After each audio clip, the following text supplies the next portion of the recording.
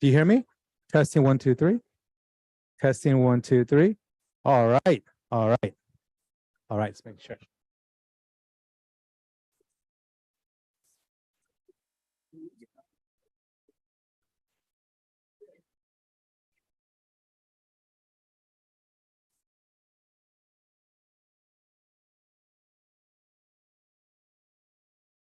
All right. Hello, everyone. We will reconvene open session. We will get started with our land acknowledgement. We recognize that the Mount Diablo Unified School District sits on the territory of the Confederated Villages of the Lishan, the ancestral and unceded land of the Bay Miwok and Northern Yokut, the successors of the sovereign Verona Band of Contra Costa County. As members of the MDUSD community, it is vitally important that we not only recognize the history of the land on which we learn, but also we recognize that the land that we inhabit and learn on is the ancestral land of these people who are alive and flourishing members of MDUSD and broader Bay Area communities today. And with that, please stand for the pledge.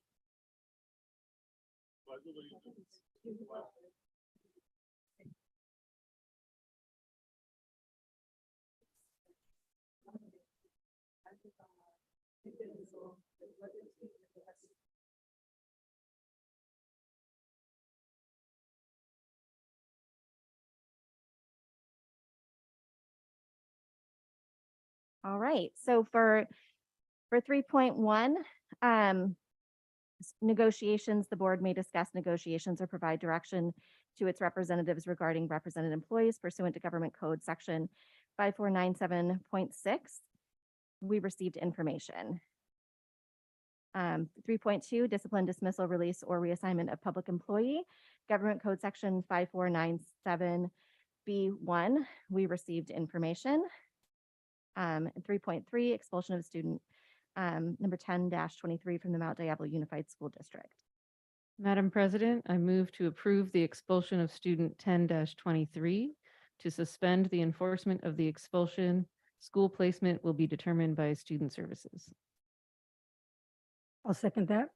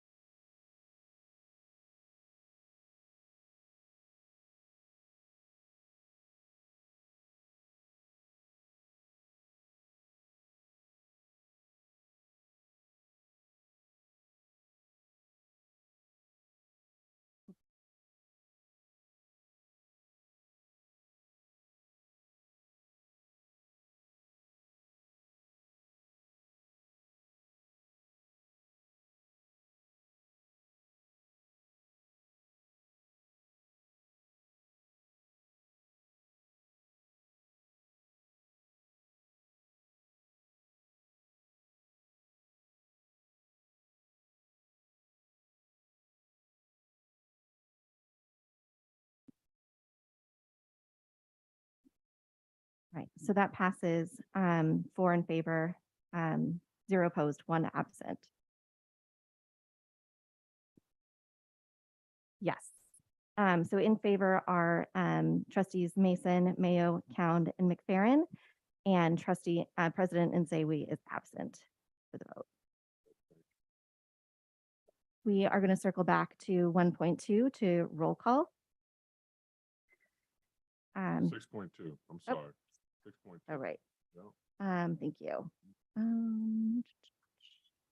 Review and approval of the minutes for regular board meeting.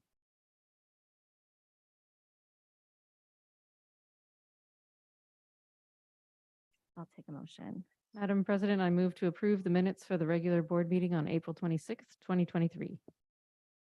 Second.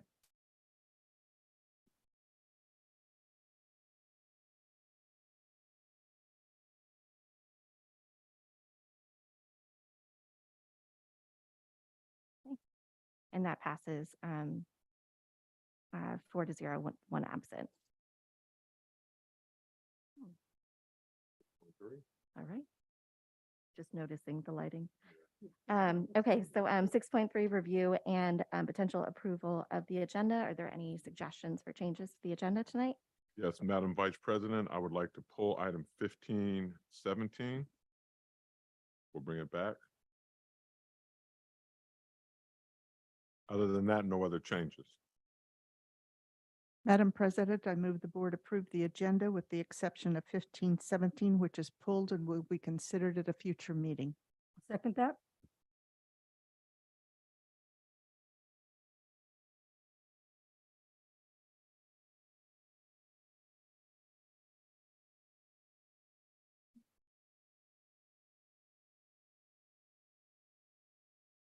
Trustee Nava Flores, Yes.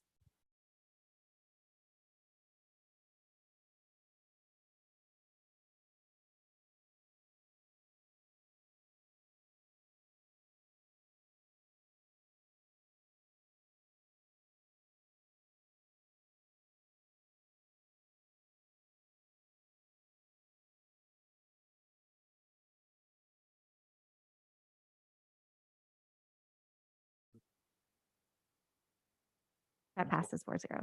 And I just want to make sure that we did item 7.2. Dismissal non-renewal. Okay, in closed session by a vote of 4-0, the board took action to non-reelect one probationary intern certificated employee and one probationary certificated employee effective June 30th, 2023. Trustees Mayo, Mason, Cound, and McFerrin voted in favor, and President Nzewi was absent.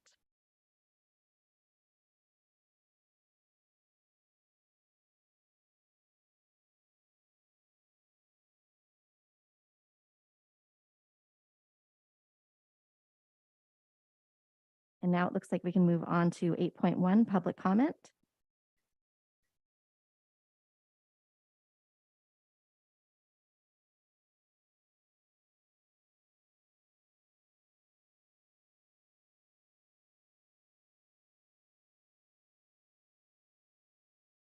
All right, the public may address the board regarding any item not on the agenda. Looks like we have 10 speakers. I think we can have the full 3 minutes for every speaker. Please be mindful of the time. Thank you. Jeanette Benitez.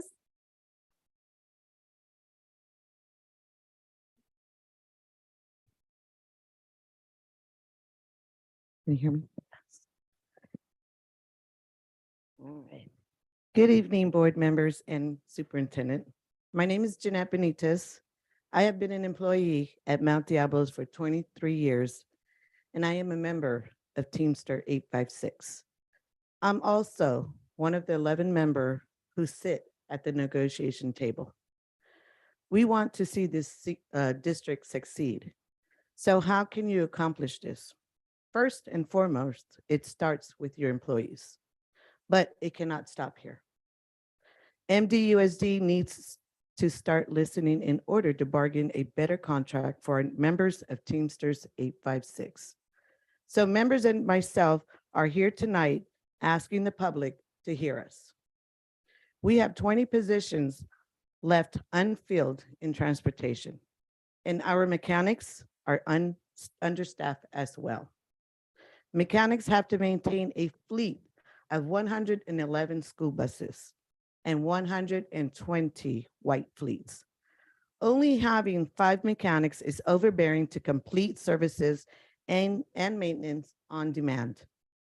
On a daily, my team and I are switching buses with drivers in order to get our students to and from school. Despite their critical role at Mount Diablo Unified School District, we, as classified employees, are taking the brunt of understaffing. It's time for this district to invest in our children's future and the workers who provide critical services that support their education. We have to entertain our employees with a fair contract that is inviting to a potential candidate. We are demanding a fair cost of living wage for each of our classified employees. We want what we need. We're not only asking for what we deserve, we're asking for what the district needs to. and that's a fair contract. Thank you.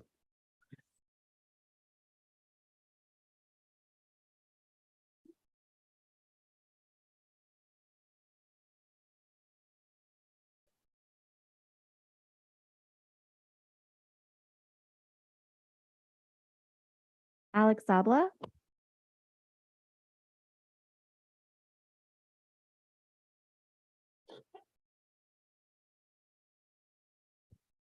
Members of the board and superintendent.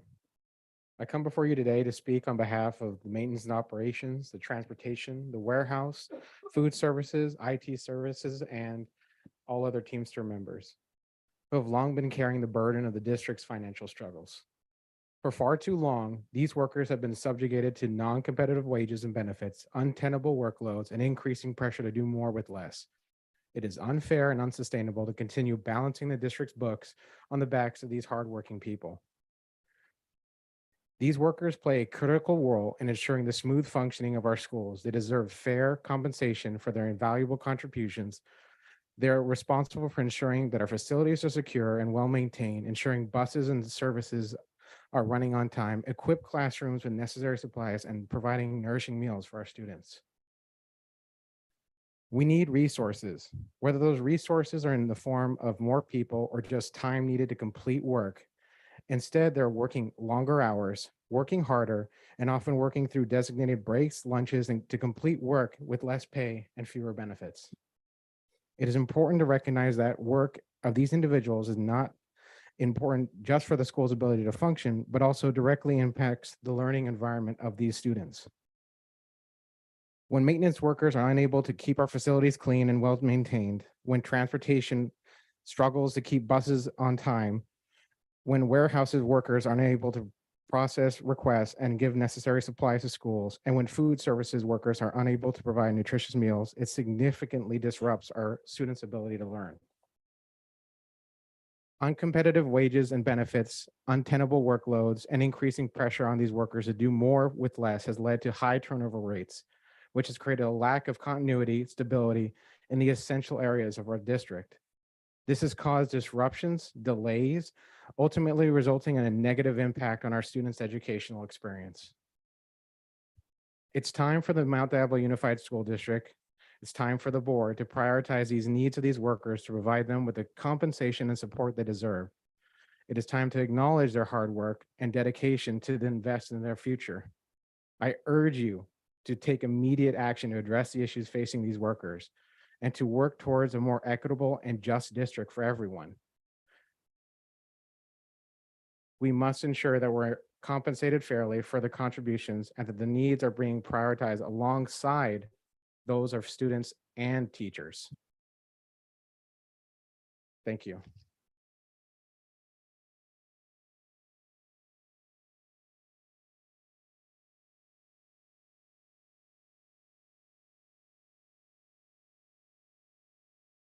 Gerald Glasper,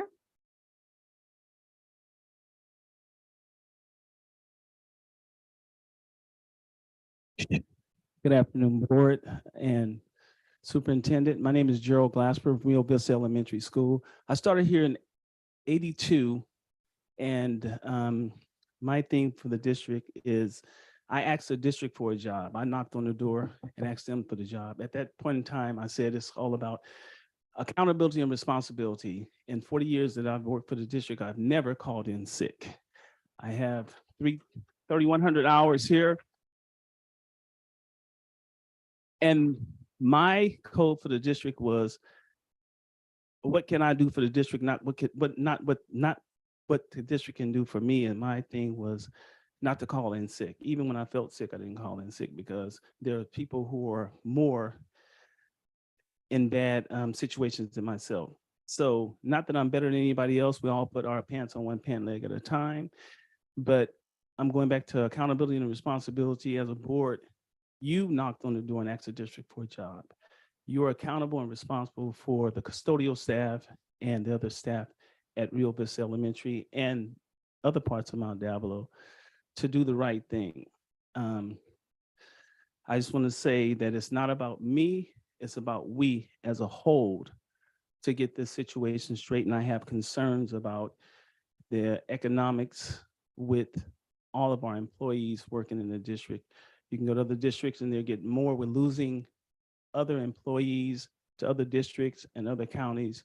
And these are great workers. I think that we're not the best district in California, but we are the top 5 best district. And I think that we should, come together and get this situation resolved. Continue blessings to you all, and I think you guys will do the right thing. God bless you.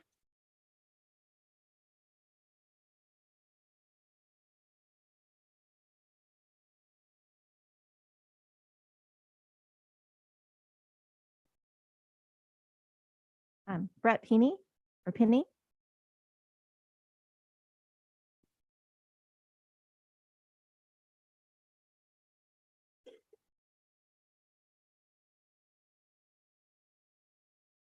Well, I'm the only plumber in the school district named Brett. 52 schools I have to deal with. I work 10 hours a day. And it's breaking my body down. And I care about this school district. I went to Highlands, I went to Pine Hollow and Clayton Valley.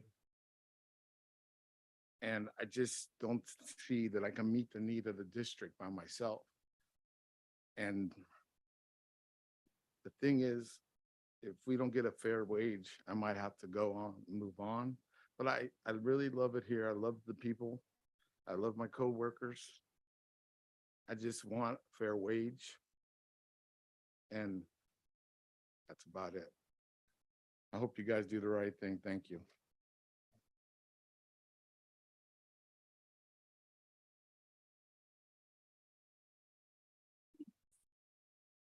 Noven S. Feria or Furia.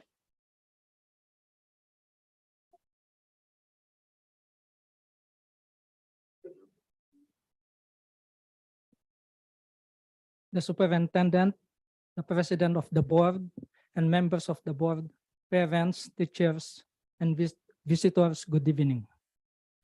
I'm Noven Feria. I've been a custodian for less than 24 years. I want to appeal to the superintendent, to the board members, to look and to long balance its books on the back of its maintenance, operation, transportation, warehouse, and food service workers, resulting in chronic understaffing, uncompetitive wages and benefits, attainable workloads, and even increasing pressures to workers to do more with less pay. Mount Diablo Unified School District is dangerously understaffed, resulting in reduced services, poor conditions for students. The district has not prioritized investment in maintenance and service workers, resulting in students being under-resourced and subject to substandard learning conditions. In 2021, an independent third party, the Fiscal Crisis and Management Assistance Team, FICMAT, was engaged to review the district maintenance operation and facilities department program services and staffing. The district maintenance staffing allocation with a vacancy rate of 17%. Even if fully staffed, was insufficient to adequately provide the level of service recommended for a public school. Just in custodial department only have a vacancy rate of 8%. If fully staffed is adequate, however, the distribution of full-time employees across school sites result in equitable workloads. Progress has been made in custodial staffing, issue between Teamster and the districts. However, the 18 newly established roving custodian classification positions remain vacant. Because of the custodial workers are paid almost 14% less when compared to the median of neighboring school district as a result of uncompetitive wages, experienced recruitment, and retention issues. Mount Diablo Unified School District students and their families deserve the attention and investment in their maintenance, operation, transportation, warehouse, and food service workers. It's time for the Mount Diablo Unified School District to invest our children's future and the workers who provide critical services that support their education.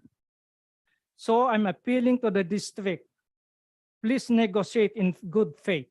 And lastly, I want to ask our superintendent and the president of the board and the board members how you consider your custodians, food service, maintenance, drivers, ITs, and etc.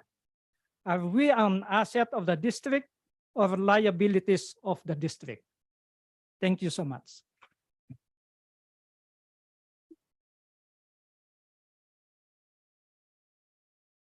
Jennifer Rivas Edwards.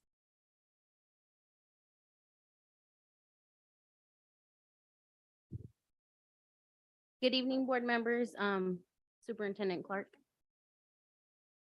On behalf of the Monument Corridor community, we wish to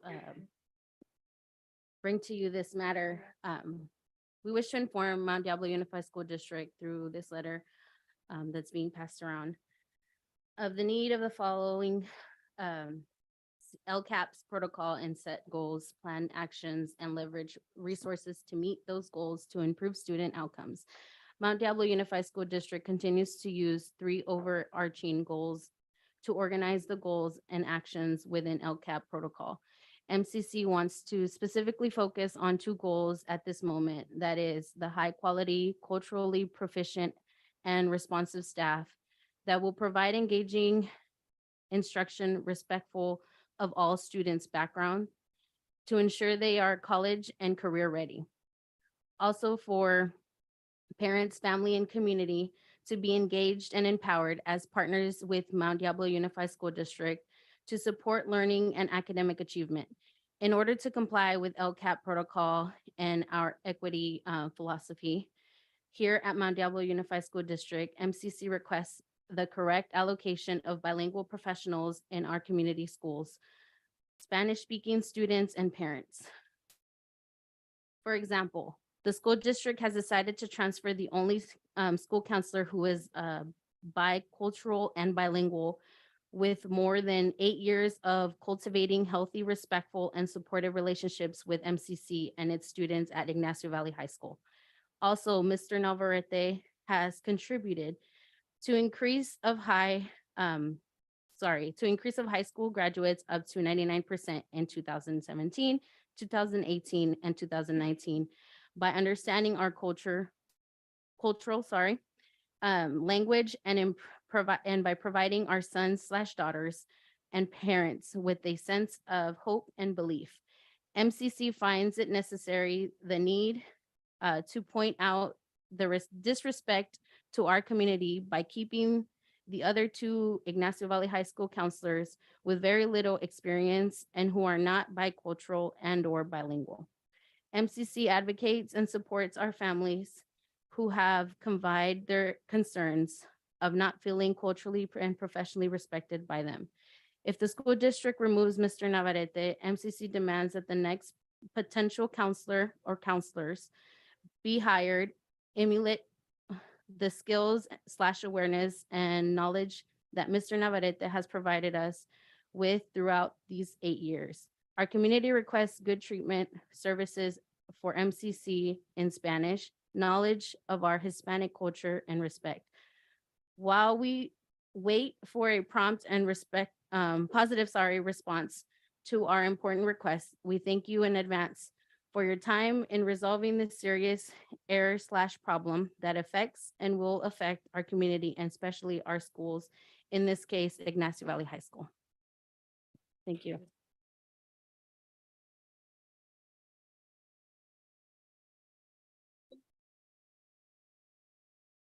Alex Hernandez.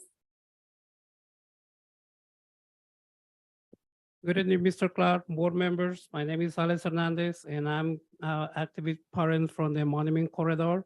I just want to clarify, I'm here today like a parent. I'm not representing any committee or any organization from the community. So Yeah, we're back. Like we promised on February, last time we was here. And the lady here behind me that she speaks, she was here too. So today I just delivered to you guys 369 signatures from parents from the community, 202 signatures from students and more members on YB. So total of 572 signatures. So wow, the students and parents, they did a good job this time. Second time we do this because it's not the first time we collect signature for something like this. Like Ms. Mason, Ms. Mayor, I don't know if you guys remember when we did this for Mayor Homes before. So it's not our first time doing this. So I want to ask, what happened with Mayor Homes? 7 months already with no principal. So school is about to end and we're going to start a new year, school year with no principal. So you guys need to do, what you guys going to do something about it? You guys going to do something about this? Because like we said in our country, when the cat is not a house, the mice, they throw a party. So we need a principal in there. Oak Grove. So we need more vice principal at Oak Grove. Every time we got new principal, vice principals, we got some very good vice principals, but next year they got transferred to another schools. Why? Why always we had to pull these good people from our schools when we need a lot of help? And Ignacio Valley High School, I think everybody know what is going on in there. So this community, this is what we need. Equity for all, more bilingual and bicultural services, transparency, respect to our community, and they're asked to stop the races. So I'm just gonna end with something really nice. The Latino community, we celebrate today, May 10th, the mothers. So I just wanna say all the beautiful mothers here today, happy Mother's Day. Thank you for your time.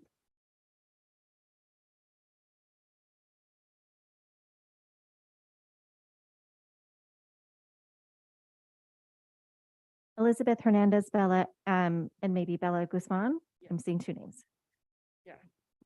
Well, hello, good evening, members of the board and superintendent. Here I am again, supporting my school. Like I mentioned a couple months ago, I am a former warrior. I had a 2020 senior, I have a 2023 senior, and I have a freshman. So you're gonna see me for a while. And I have a Bancroft kid out there too. So my love to the Mount Diablo district hasn't changed. I believe in the culture, especially Ignacio Valley High School, that it's fading, right? We used to have a lot of Latinos in there, a lot of cultural teachers out there. I haven't seen that. I'm constantly there. I remember seeing superintendent there when a lot of other issues were going on. And I don't see them anymore. And what really kind of shook me was Mr. Navarrete's leading. My experience from him was that one of the counselors, she was an Anglo person, right? She told my senior daughter that she needed to go to a junior college, that it was better for her. When my girl she was 3 years, she was a 4.0. How can you tell a 4.0 student that it's better for her? Stereotyping her? I felt that because she was Latina looking, because she was a female, because she thought her parents couldn't afford a 4-year. So I went Mr. Navarrete and I told him, she's not treating my daughter equal. I don't want her to deal with my daughter anymore or my other daughters coming in. He helped my daughter to go to Sonoma State found all the credits and everything he needed, researched everything. And with Health Academy, Ms. Carr, she traded us. She helped me get her to, they both helped her get to Sonoma State. She's graduating early. Thank you, guys. And now she's going as well to Sonoma. And that's because Mr. Navarrete was on her, telling her, you're a female, you need to have your backup plans. He went out of his way looking for firefighting classes, firefighting stuff that she would need. And that is a Latino. That is a Latino that we need for him to stay in our community. Thank you.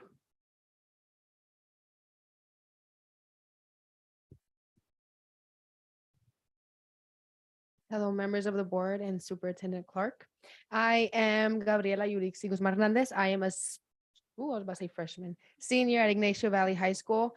And as a Latina there at YB and as a senior, it's my responsibility to be the voice for the other students who can't step up or like are too scared to step up.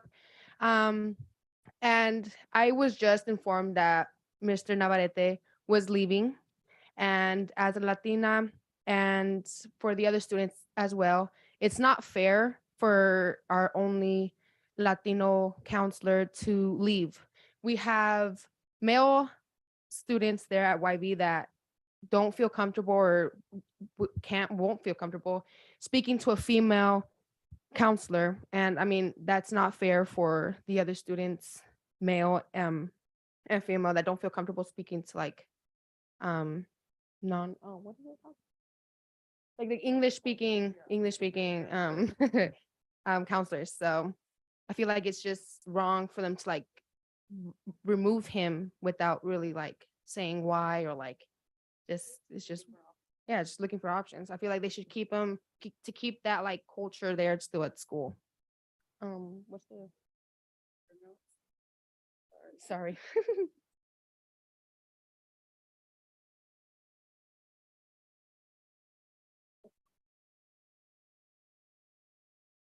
Oh my goodness.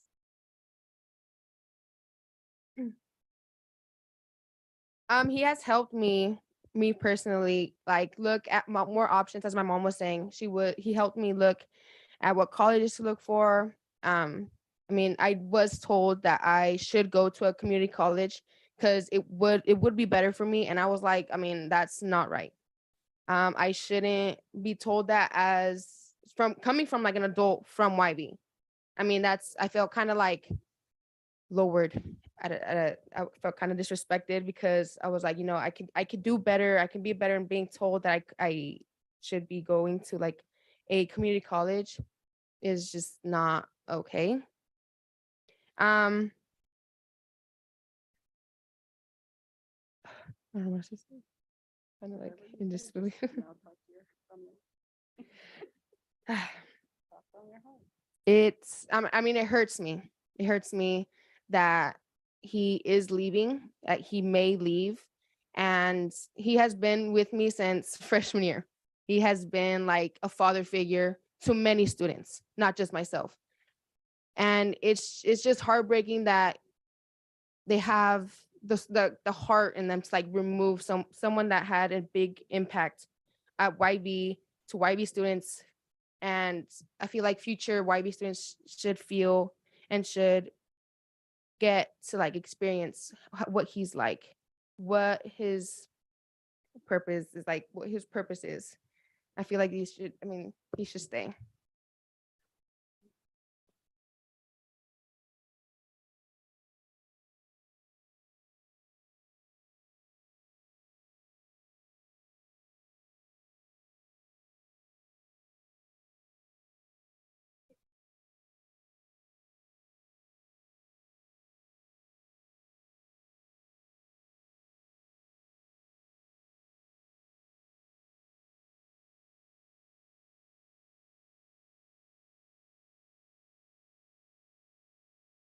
Uriel Hernandez.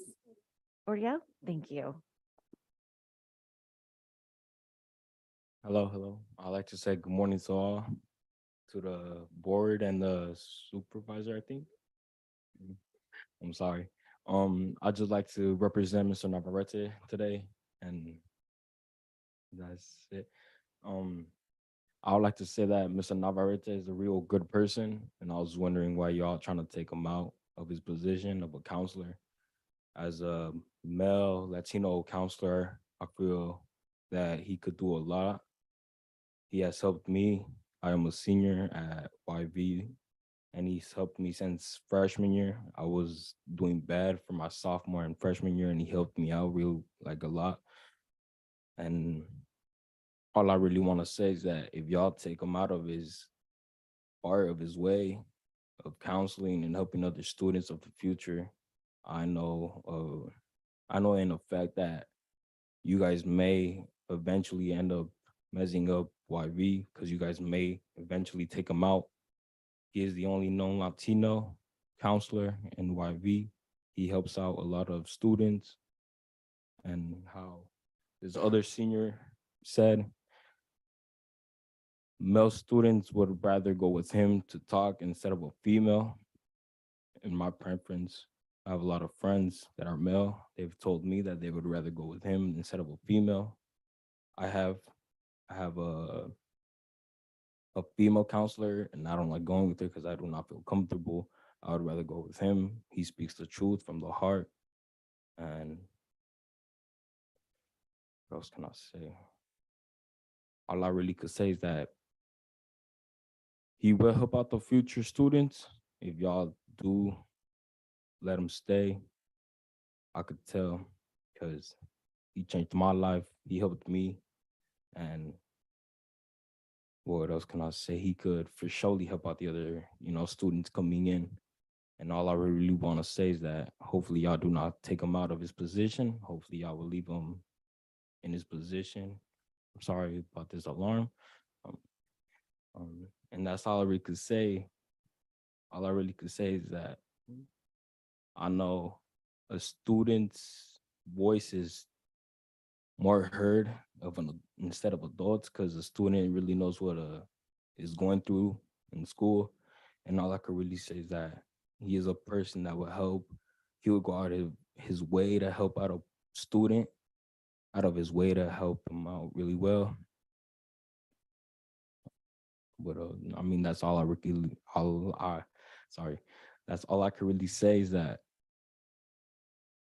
for the new freshmen coming in, for the new people, and especially for credits, he could for surely help them out. He has helped me out in a lot of ways. And all I could really say is thank you for your time. Hopefully you guys have a nice day today. And thank you for hearing me out. Thank you.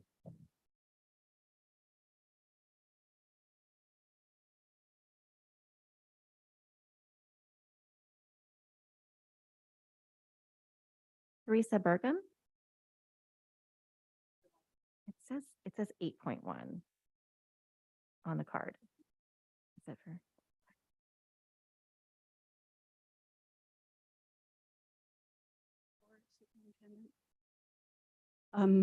My name is Teresa Burgum, and I'm here to speak not just for myself, but the boardroom's not big enough. We have a few of our brotherhood and sisterhood in the audience, but there's several dozen that I'm speaking for out in the hallway out there.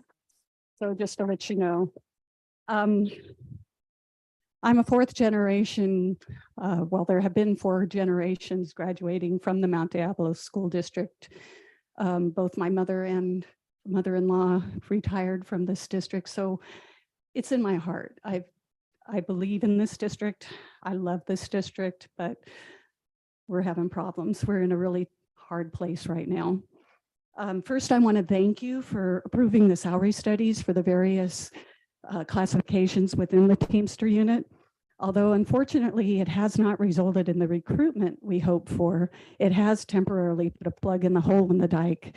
In the jobs that had the salary increases, those people have decided to stay, at least in food service, in part because we're so short-staffed, they're getting extra hours, and that's helped them financially. But there are several classifications that were not looked at. Maintenance and skilled trade workers who are paid $8.43 less than the median in the neighboring districts, and custodians are $4.40 under that median. This has resulted in even more serious recruitment and retention problems in those areas. During negotiations, we've asked for and been denied a salary study comparison for those departments. In light of the fact that the DMA unit received across the board salary increases of 13.8% in January, based on a salary study whose public transparency only included principals, it doesn't seem equitable that so many of our members were excluded. Please direct the district's negotiating team to agree to a comparison study for the classifications not included in the past year's salary studies. In the spirit of equity, please also consider offering at least the same 13.8% given to DMA unit to the Teamsters unit as a whole. Thank you.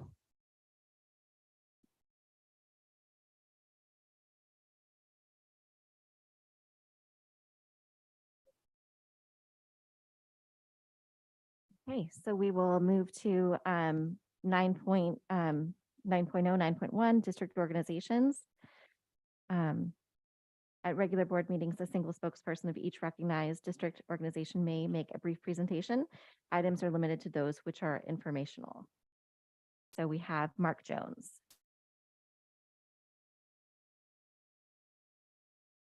From Teamsters, of course.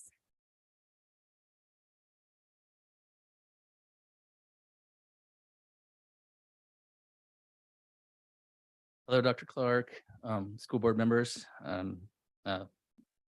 It's good to see you again. My name is Mark Jones. I am the Teamster 856 representative, representative for classified staff at Mount Diablo in the warehouse, the ID department, transportation, food service, M&O, where we represent skilled trades, landscape, and custodial. As you've heard from some of our members tonight, Teamsters are here asking for the district to work with us in achieving a fair contract. I want to say again, as I've said before, I'm proud of a lot of what's been achieved within the last year, bringing increases either by restructuring departments and updating job descriptions with additional duties that are designed to better serve the district, like we were able to do in the IT department and landscape, or through an equity study that brought parity with other districts to the severely underpaid staff in food service. But despite the good work in those areas, there's still much more to be done. At Mount Diablo Unified School District, classified staff is still taking the brunt of understaffing. Currently, maintenance and skilled trade workers are not competitive with surrounding school districts. As a result of uncompetitive wages,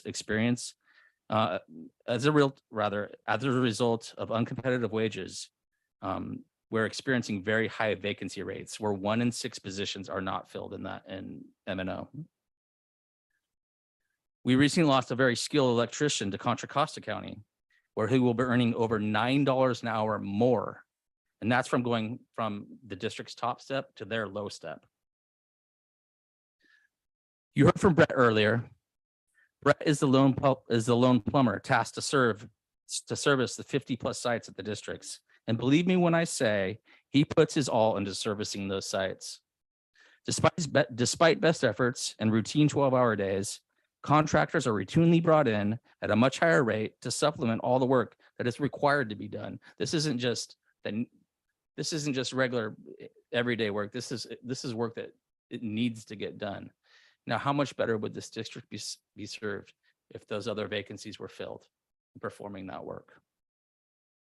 Back in November, the district proposed to reclassify our PN custodians and add 18 FTE to create 5 teams of 4 that could go from site to site working on special projects or needed areas that are not for upkeep, which is a terrific conceptual idea. We're all on board. We loved the idea. However, as of today, not one of those positions have been filled. And mainly because if after filling it, it would leave deficiencies at every entry-level position that cannot be filled at the current with the current salary that are way below market median. So essentially, if you fill those positions, you're robbing Peter to pay Paul.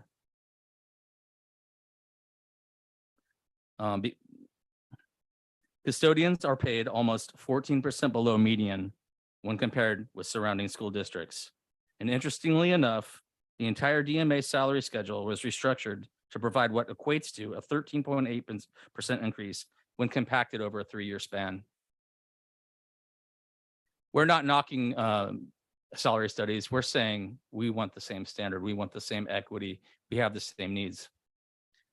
That is our fight at the table. We were all made aware of the deficiencies that the M&O department spelled out in the FCMAT report. We are fighting to correct those deficiencies so that students at Mount Diablo Unified School District can come to a school expecting the best and safest conditions, because anything less is unacceptable. Thank you.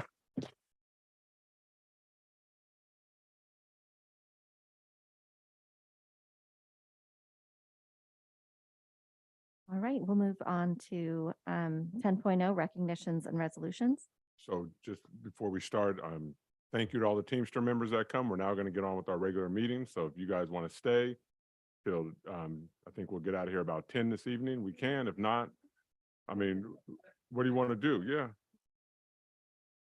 Can I just add one thing that I quickly forgot? The Warriors are playing at 7 tonight. Well, you And, want to stay and look at with how us? many members showed up. I just wanted to make that point. Thank you.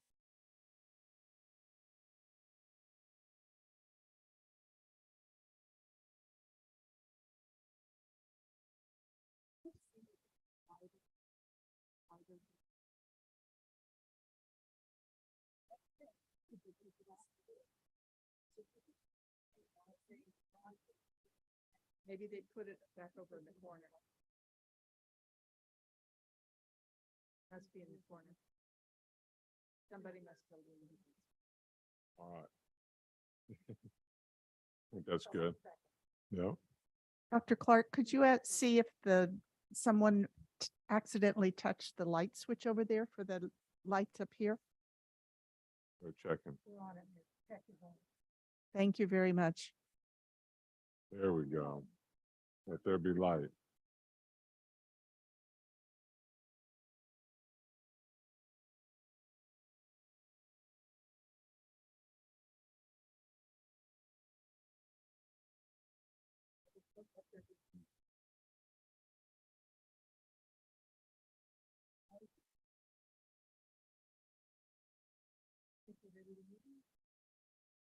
Okay, so we will move to 10.0 recognitions and resolutions, starting with 10.1, Dr. Clark. Yeah, so item 10.1. I want to, this is a very important recognition, and I want to pay the proper respects to these two individuals. So this is a recognition to Indira Peranza and Enrique Sanchez. These are parents within the Mount Diablo Unified School District. And this year, they were both selected as the California Association of Bilingual Educators as the Parents of the Year. Now, this is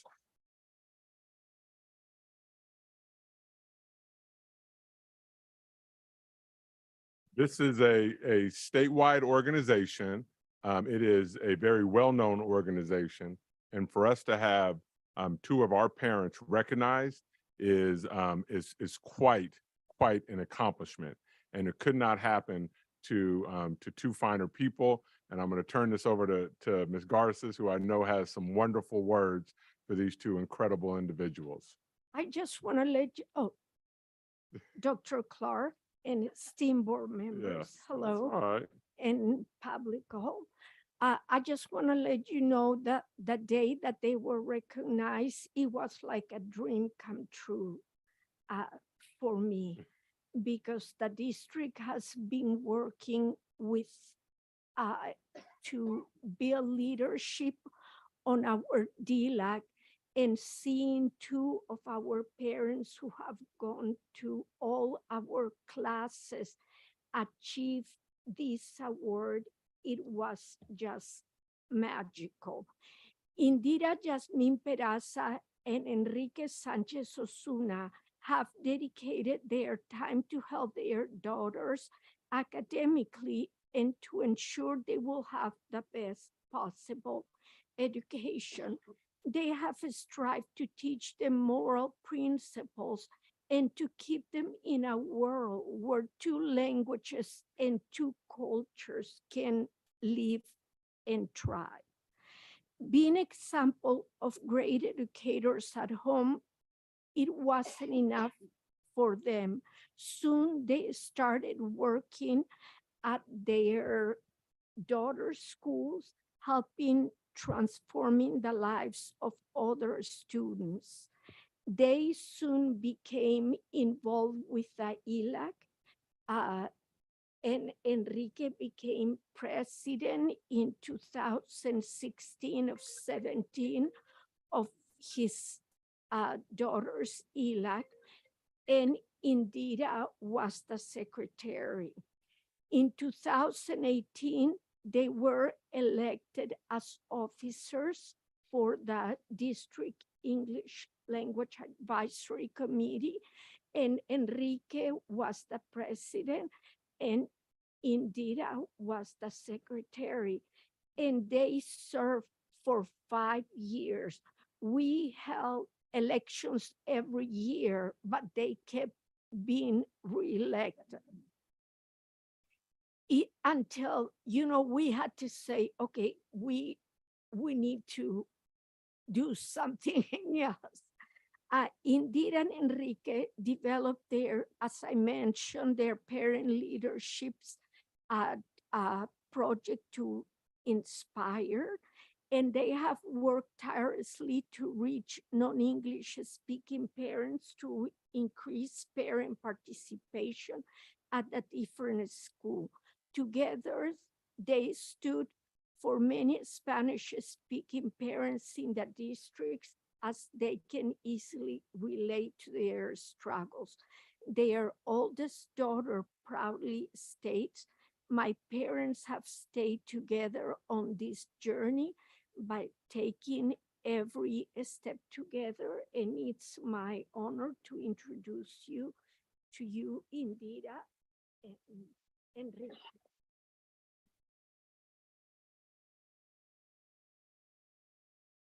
Buenas tardes, mi nombre es Indira y quisiera darle las gracias por esto tan importante. Lo apreciamos mucho porque es el esfuerzo de muchos años dedicándolos a ustedes. Y también quiero pues darle las gracias y decirle feliz Día de las Madres a todas esas mujeres preciosas que están aquí. Muchas gracias. Indira Perraza, and I am here, and I would like to say Happy Mother's Day to all the mothers who are here. And she said something else which I did not hear from where I was standing. No problem. Okay. Okay. Thank you. Good evening, everyone. I'm so excited for the recognize, hard work in my home and help for the community, and a school is hard work together. So my first language is Spanish, the second language, English. Students, parents, principals, administrators, superintendent, member board, thank you so much. Thank you so much. I love for advocacy for school. I love help for all community. Mon Diablo, no give up. I know hard work and difficult time, but is work together, everything have solution. Thank you so much.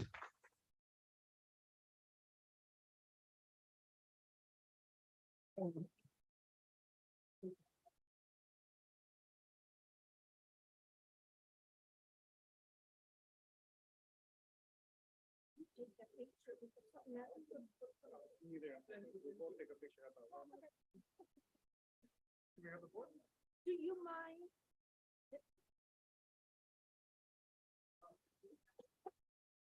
We can, well,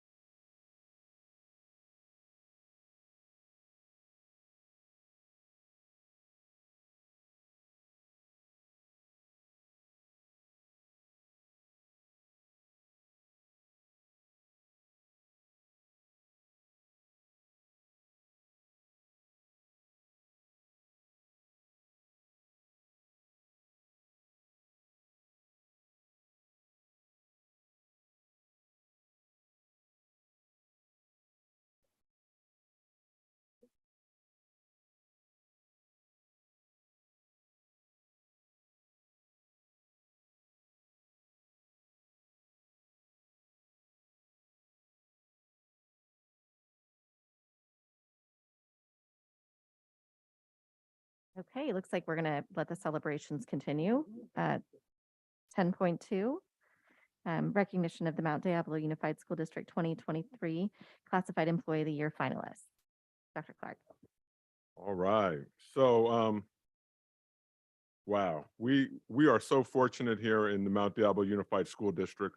All of our employees are extremely dedicated to their craft. They're dedicated to our students, and we appreciate them dearly. That said, they also get recognized from outside entities. And so there is a Classified School Employee of the Year program that is conducted by the Contra Costa County Office of Education. And tonight, we are going to recognize our finalists and our individuals here. So I just want to make sure, Laura, I got all these in the right order, right? Yes, yes, all right. And the last two are the winners, right? Right. Yep, yep, yep. Yes, thank you. That's what I thought. So the first one I want to recognize, and I'm not sure if she's here, but is Loretta Herbert here? Can you come stand for us, please, Loretta? Right by the podium. Now, yeah, now I know that none of these individuals, this is painful for all of them to be recognized for their work and to really to stand out. So we know the type. They just like to put their nose to the grind and do their work, but we are going to embarrass her just a little bit. So so it is with great pleasure that Loretta Herbert has been under consideration for Classified Employee of the Year. In addition to performing her job at an exemplary level, Mrs. H demonstrates an extraordinary commitment to her students as well as the district. She is a great communicator and always looking for ways to help not just our students, but the teachers, the staff, and all students within the classroom. She makes sure that students are safe and are getting the support that is needed. She also supports them to be included in the general population classes in the school as well as the community. She works side by side with all students, and she works with their service providers so that students can participate well and meet their goals. She continues to make a difference in not just one student's life, but in all the students' lives that she works with. Ladies and gentlemen, I present to you from College Park High School, Loretta Herbert. Let's give her a big round of applause. Okay, thank you. All right.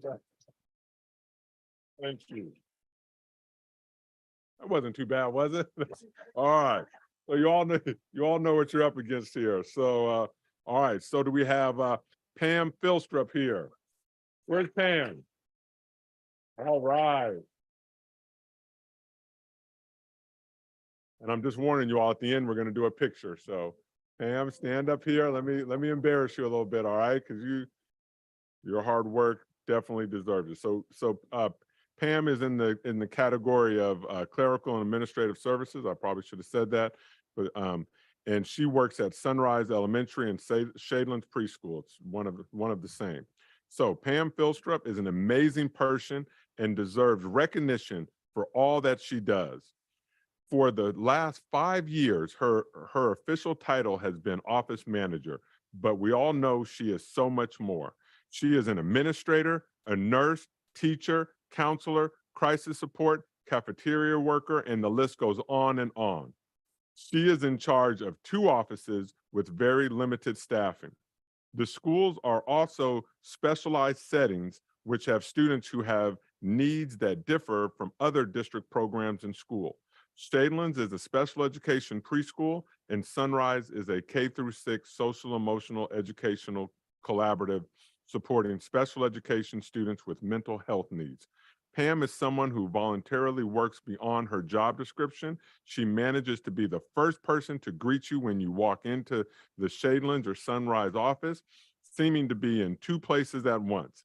She is able to keep track of all of the important student information, coordinate support for students seamlessly throughout the day, and provide a level-headed perspective when any situation arises, such as students having big feelings or having multiple staff out at once at the site.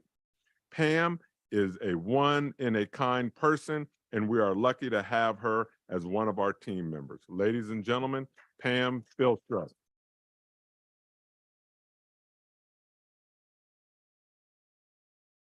Thank you. All right. Next we have, and this is in the custodial and maintenance services department, and this is Patrick Reed. Is Patrick here tonight? All right. And Patrick works at Mount Diablo Elementary, and let me embarrass you for just a minute or two here. All right, so Patrick's been nominated. He is the fantastic daytime custodian at Mount Diablo Elementary, Mr. Patrick Reed. And this comes from a parent. So I have been a parent at Mount Diablo Elementary now for 4 years. And from the minute my son was in kindergarten, Mr. Patrick has been the presence and constant light for all students. He takes interest in their sports, hobbies, and lives. He is dedicated to making Mount Diablo Elementary one of the cleanest and safest elementary schools in the district. I always see him with the leaf blower, dolly, or cleaning supplies in hand.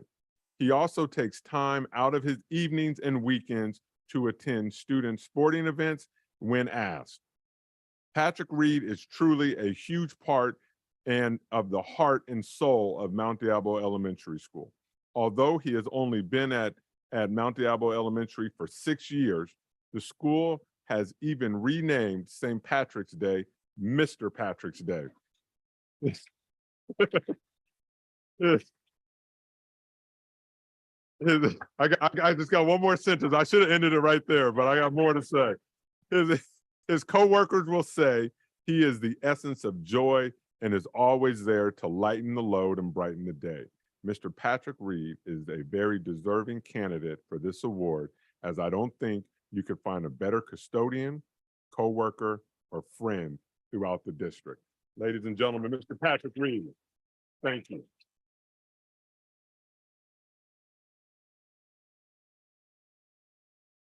Now, these next 2 individuals, again, we sent 5 individuals to the county. These 2 are finalists, correct, Laura? They won at the county level, okay? So these are our county winners, all right? Now we have a huge county here in Contra Costa County. So can we please have from the transportation department, I see proud Mr. Lepe over there. Can we please have Ronald Revitt come to the front here? There we go. All right. Yes, yes, yes. He is a school bus driver, and we don't need to say that he transports kids every day in a safe manner. So let me embarrass him a little bit. Ron Rivet, school bus driver for 16 years. Ron Rivet is the consummate professional. He is the employee that wears a uniform every day and tucks in his shirt because that is the type of pride that he takes in the work that he does. He is the bus driver that will get to know the students by first name and treats them with respect. And they give it right back to him. That is evident because he has never turned in a citation for the students on his route. This nominee is dedicated to his job and his students. He takes his attendance seriously. This is apparent in his goal to have perfect attendance this year. He states, I quote, "My students and their families depend on me. I need to make sure that I come to work every day so that my Bay Point students can get to school every day." It is with great honor that we recommend Ron Rivet for the Classified School Employee of the Year program for the Transportation Department. And ladies and gentlemen, you are seeing one of the Contra Costa County Classified Employees of the Year, Mr. Rivet. Give him a big round of applause. Thank you.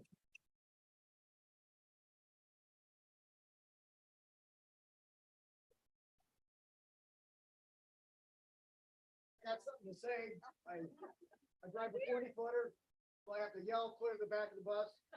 I don't need that. Well, you need it for the people at home to hear you. What? You're on TV. Oh, God. Ah. Okay. I gotta read it. I was overwhelmed when Chris Leppy. And okay, where are you, Julie Carpenter? You're not here? No, I don't want that. Where are you? Yes, when they notified me that I had been selected Transportation Employee of the Year for Mount Diablo Unified School District. This was beyond my wildest dreams. Not only this honor, but also being selected as Transportation Employee of the Year for all of Contra Costa County. This is the hard one. I also want to thank all my students from Big Bus 35, for without them, this would not have happened. Thank you.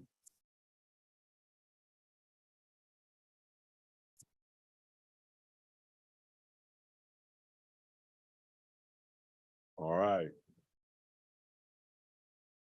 Whew. All right, our next individual here. Do we have a Jay Morrow in the house? Come on up, Jay.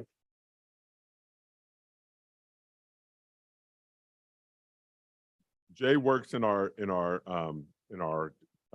IT department. I was trying to think of what the new name was. It's IT department. And so let's read a little bit about Jay.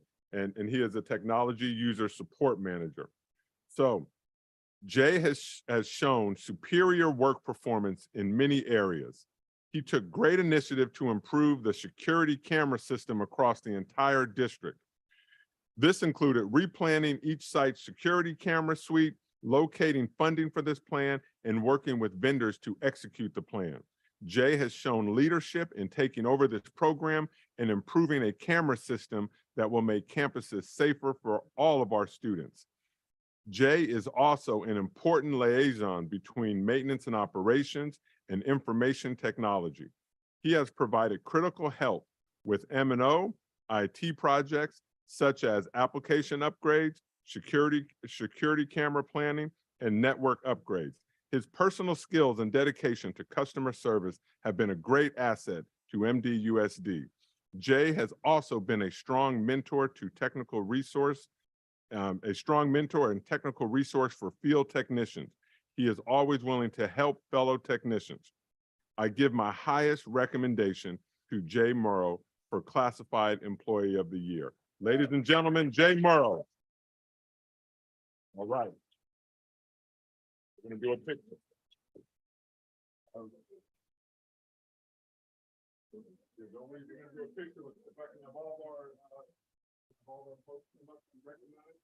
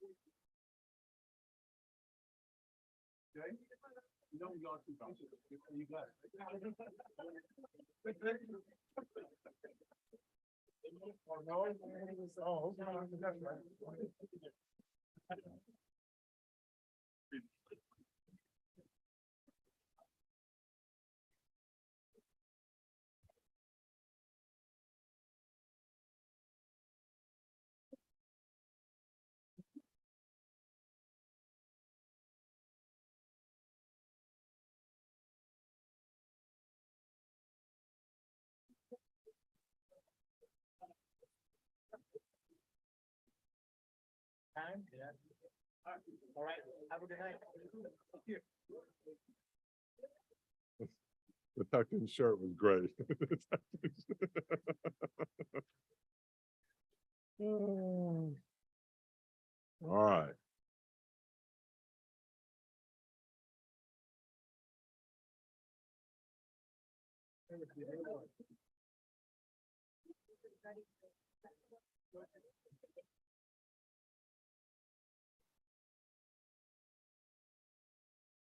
All right, folks, we got to get on with the meeting. That That's all was, right. You guys can hang out in the lobby. that was an impressive cheering section. I feel like it was also a really good warm up for graduation. So we're just going to keep up the energy. Okay, so it looks like we can move on to 10.3, which is an action item, approval and appointment of student board member. 10.2, We did 10. 10 point, 10.2. yeah, I have it this time, I think. Okay, approval and appointment of student board member for the 23-24 school year. So 3 years ago, Mount Diablo Unified School District Board of Education began to include a student as one of our trustees. And we've had 3 student trustees so far. They have all been absolutely fantastic. They bring a different voice to the board. They vote on every item that is discussed in open session. However, they vote from the student perspective. It is a position that carries a lot of responsibilities, and we really try to tailor the work so that students can continue to do their studies, but also participate in this process. And this year, we have had the honor to have Trustee Nava Flores as our student board member. And she helped run our student advisory committee. She really led those efforts, who came up with our next student board member who's going to be taking her place. So with all due respect, I'm going to allow you to take this item and to introduce to the board and to the community our board member who will be joining us next year.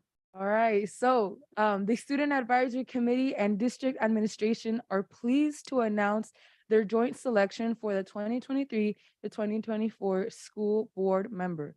Susana Barrios is currently a junior at YV and has served as sports medicine president, been involved with Upward Bound, and the Health Occupation Students of America, also known as HOSA, is a translator and caregiver for the community.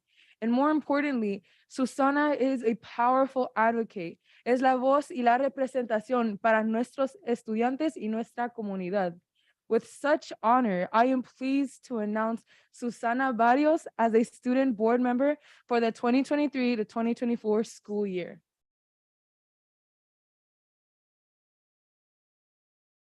So Susana, if you come and introduce yourselves, and if you have a couple of words, feel free to say. Hello,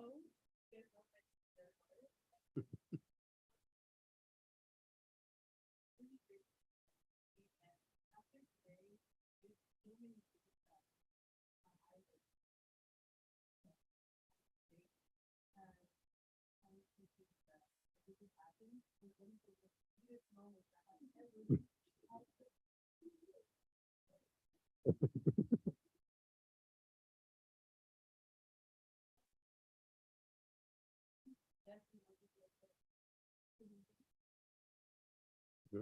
No, no.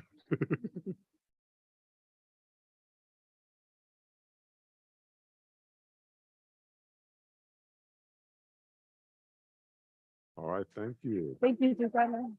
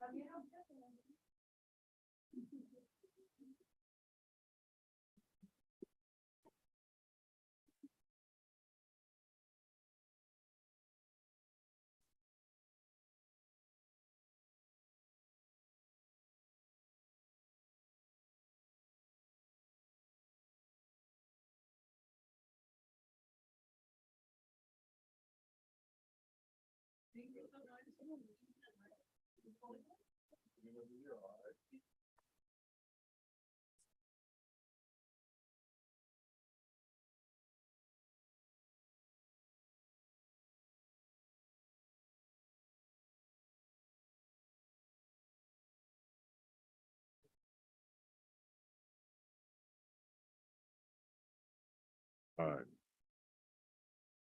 What is my agenda?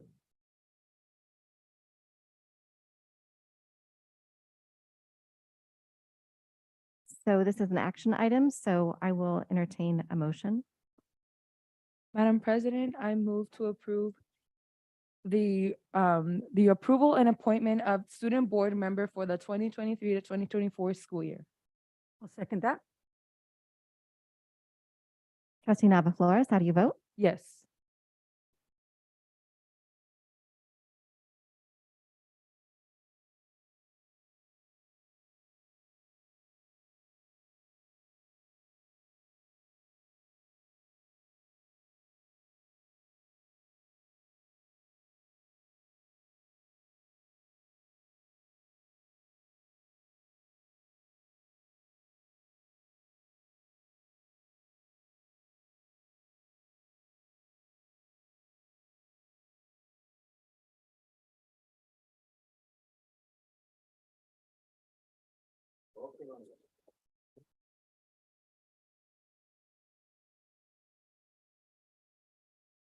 Okay, and so that's approved 4-0 with concurrence from our student board member.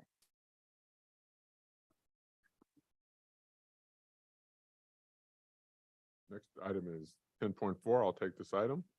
So I do see we still have I see a Teamster shirt in the audience. So this is good. I probably should have moved this item up earlier in the agenda. So this is resolution 22/23-55 in recognition of Classified Employees Week, which is going to be May 21st through May 27th. So whereas classified school employees provide valuable services to the schools and students of the Mount Diablo Unified School District. And whereas classified school employees contribute to the establishment and promotion of a positive instructional environment. And now therefore, the governing board of the Mount Diablo Unified School District hereby recognizes and wishes to honor the contribution of classified school employees to quality education in the state of California and in the Mount Diablo Unified School District, and declares the week of May 21st to May 27th, 2023 as Classified School Employees Week in the Mount Diablo Unified School District. Madam Vice President, this item is now in the hands of the board. Madam Chair, I would move to adopt resolution 22/23 I'm not sure why it's got 55 in parentheses, Classified School Employees Week. Second.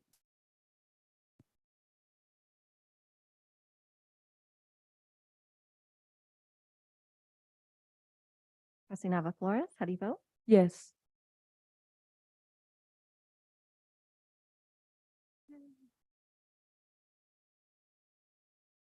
All right, and that passes with 4 voting in favor, 1 absent, and concurrence from our student trustee.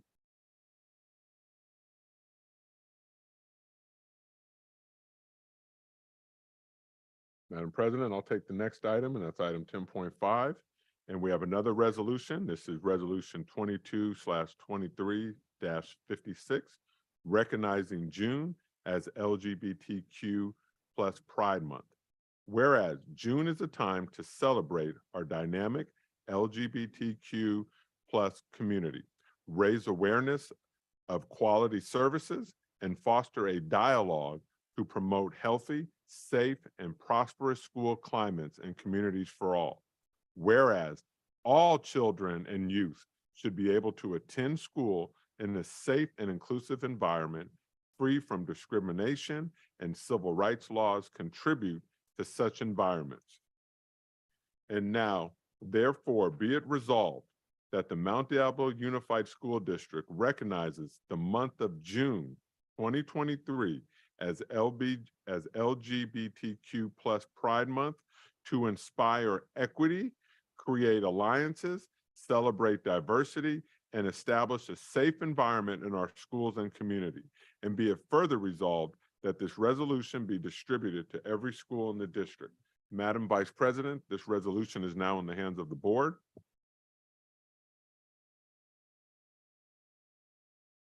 Madam President, Madam Vice President.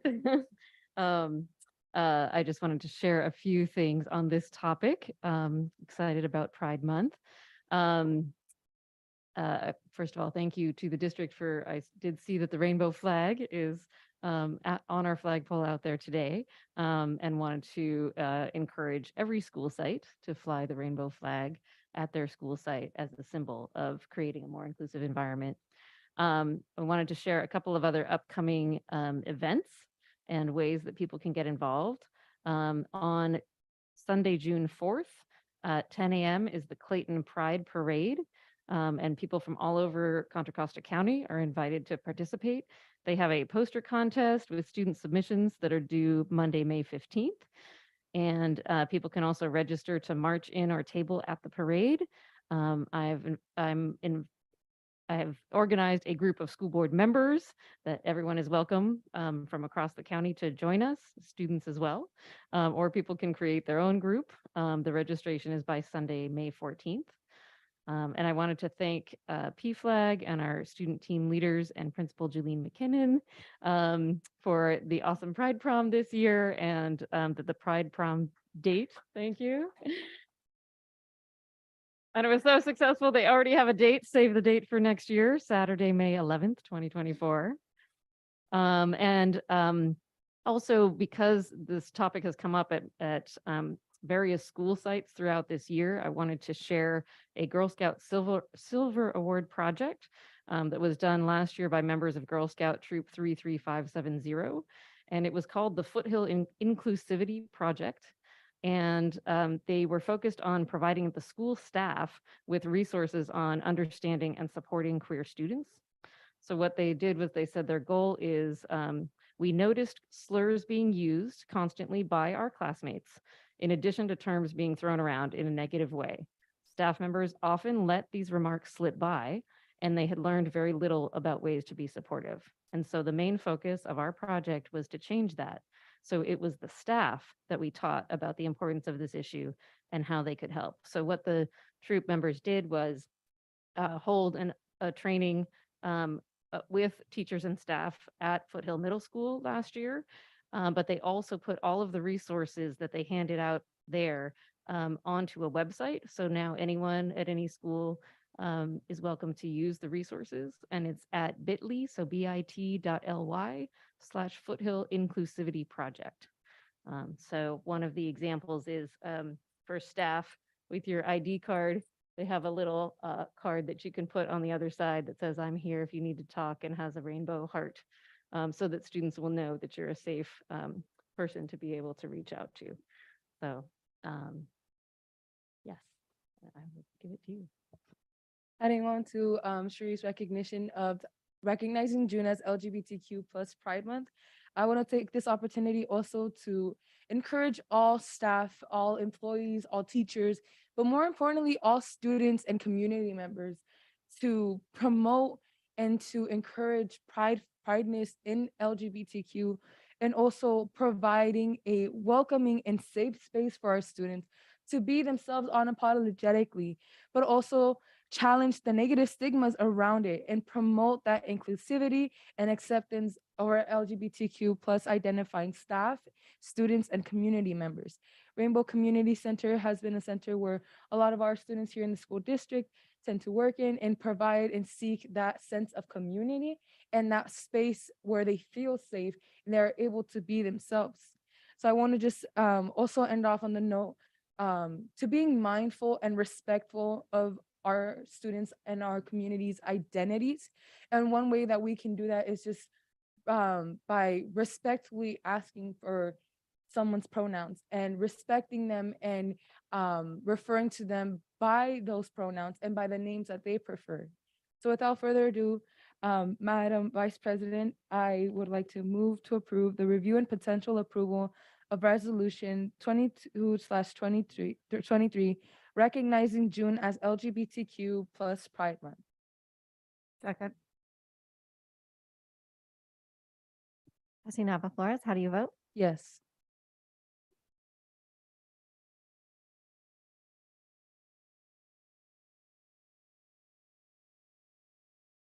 And that passes 4-0 with one absent and concurrence from our student board member.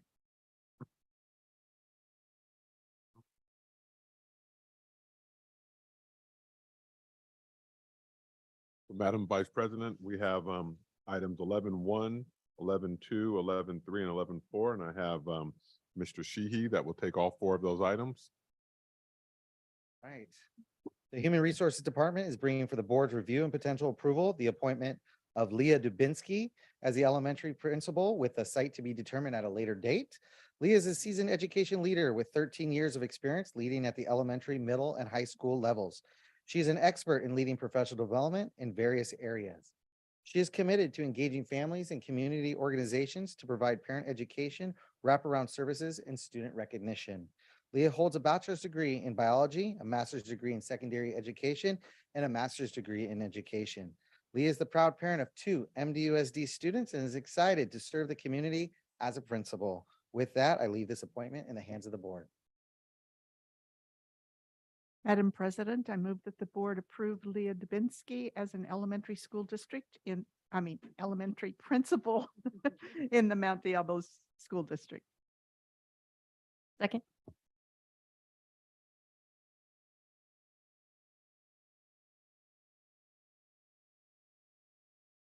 Trustee Nava Flores? Yes.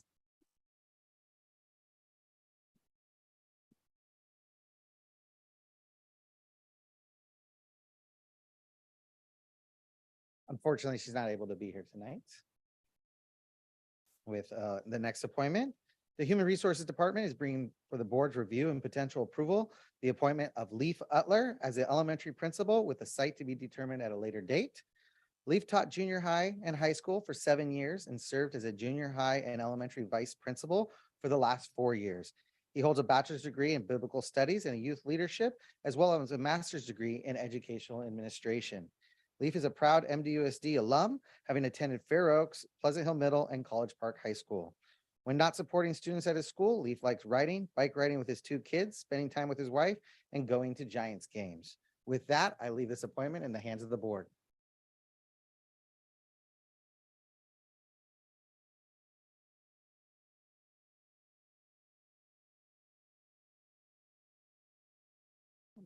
Madam President, I move to approve Leif Utler as elementary principal.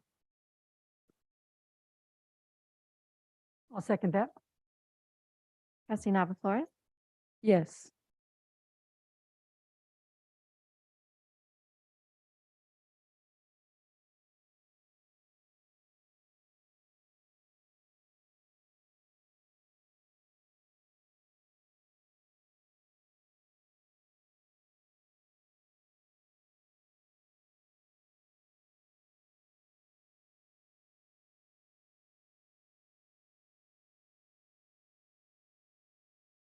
members of the board, Superintendent Dr. Clark.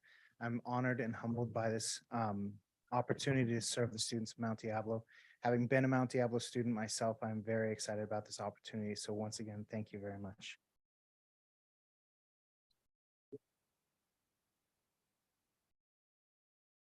Oh, yeah.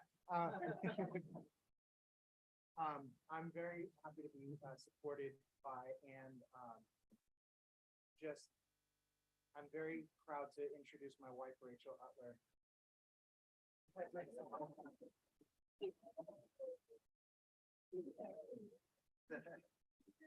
I can't say enough how much I'm grateful for that. But once again, board members and Dr. Clark, thank you very much.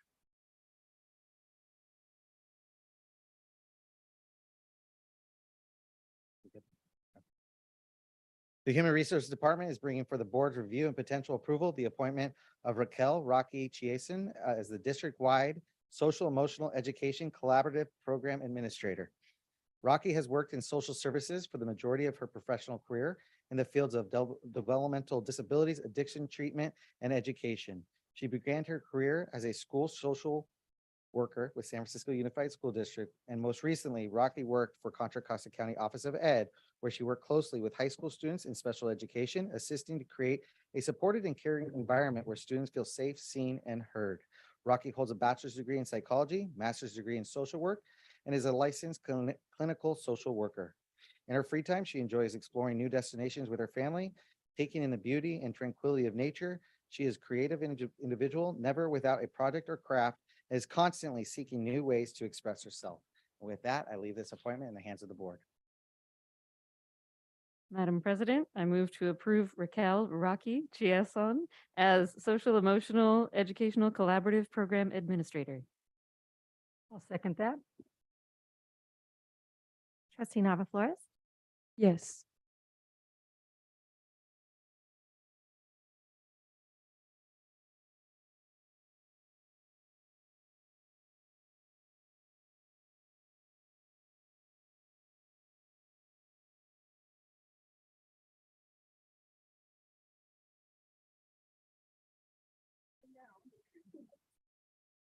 So first, I do want to thank the board and thank Dr. Clark for this opportunity to serve the students, staff, and families in Mount Diablo Unified School District. And I want to also congratulate the award recipients and nominees. And just want to second Susanna's thoughts. That was really amazing. That group of people that were up here, that really brought me to tears. I was trying not to look at them. So, so I want to introduce my family. So here we have my husband, Craig. And he's supporting me even though today's his birthday. He's here. And my children, Lola and Kai. So thank you guys for being here. Over the years, I've actually had the privilege to be able to coordinate with teachers, students, and school teams in MDUSD. And I've been very impressed with the level of professionalism I've seen in the classrooms from teachers, support staff, and I'm very excited to be able to continue my work with you, helping to contribute to the overall student health, success, and achievement. And I extend my sincere gratitude once again, and thank you all very much.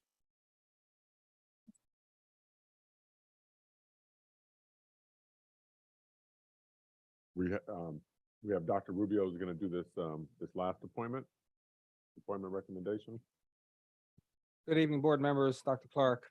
The Human Resource Department is bringing for the board's review and potential approval the appointment of Kimberly Bayana as the new Director of Human Resources. Kim has worked as a school administrator for the last 10 years, working currently as the principal of Foothill Middle School. She has consistently had the students as her North Star and has collaborated to grow the climate and culture on her campus. Kim is devoted to both her family and community and believes in order to do good work, you must be invested all the way in the totality of it. Kim was raised in the Bay Area, raised her children in the East Bay, and is now the proud nana of 3 grandsons. Kim couldn't be here tonight, but with that, I leave this appointment in the hands of the board. Madam President, I would like to, despite the fact that I have received some very concerned calls about the fact that beloved Principal Viana is leaving that role at Foothill Middle School, I know that they will be very happy that she is staying within the district. And so I'm happy to move for the approval of Kim Viana as Director of Human Resources. Second. Nava Flores, Yes.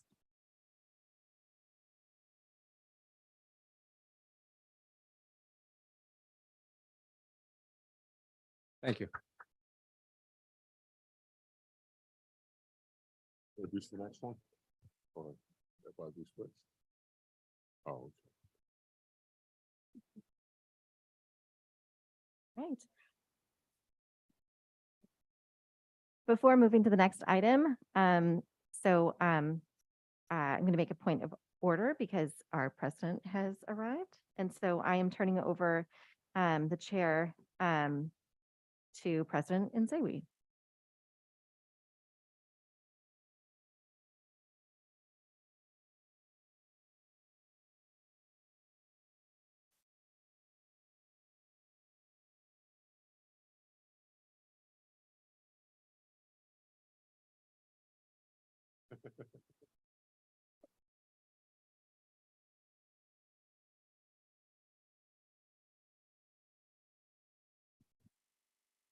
Thank you, Madam Vice President. For pinch hitting. Friends, I'm sorry I'm late. 12.1, review and presentation of Concord High School proposed mascot change.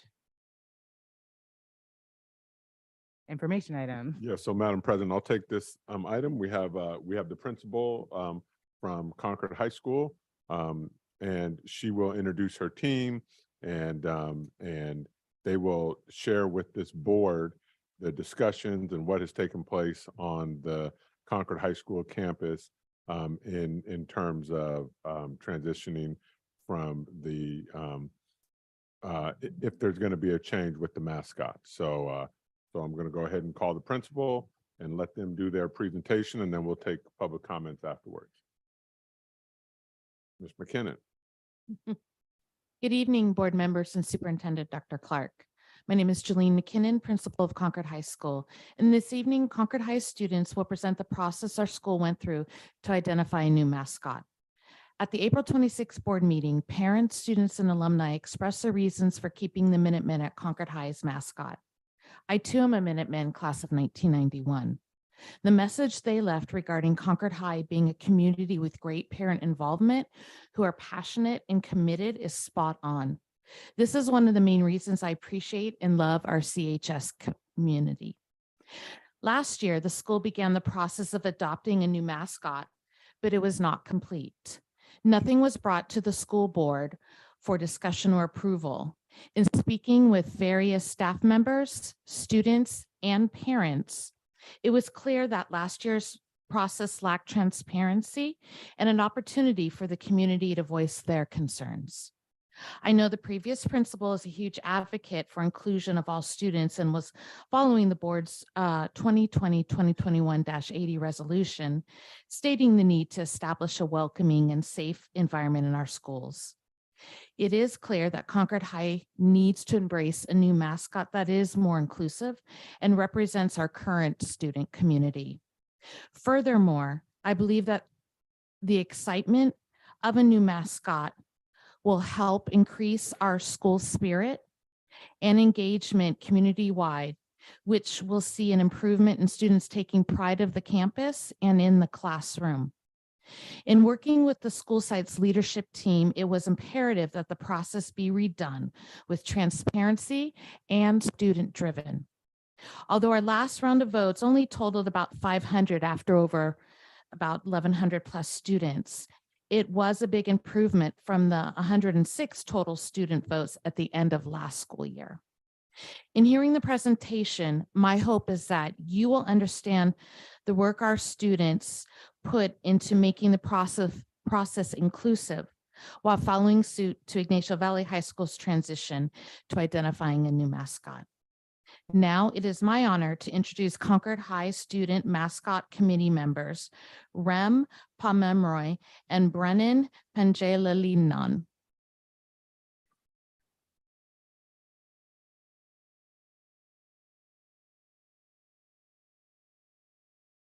ladies, gentlemen, superintendent.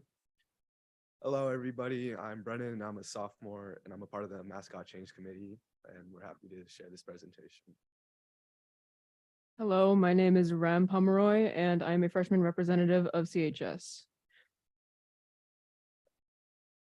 Well, first of all, we would like to thank all of our committee members, starting from Cyan Nazar, Ellie Basil, me, Naya Thornton, Marcus Fernandez, and Alexandra Nougat.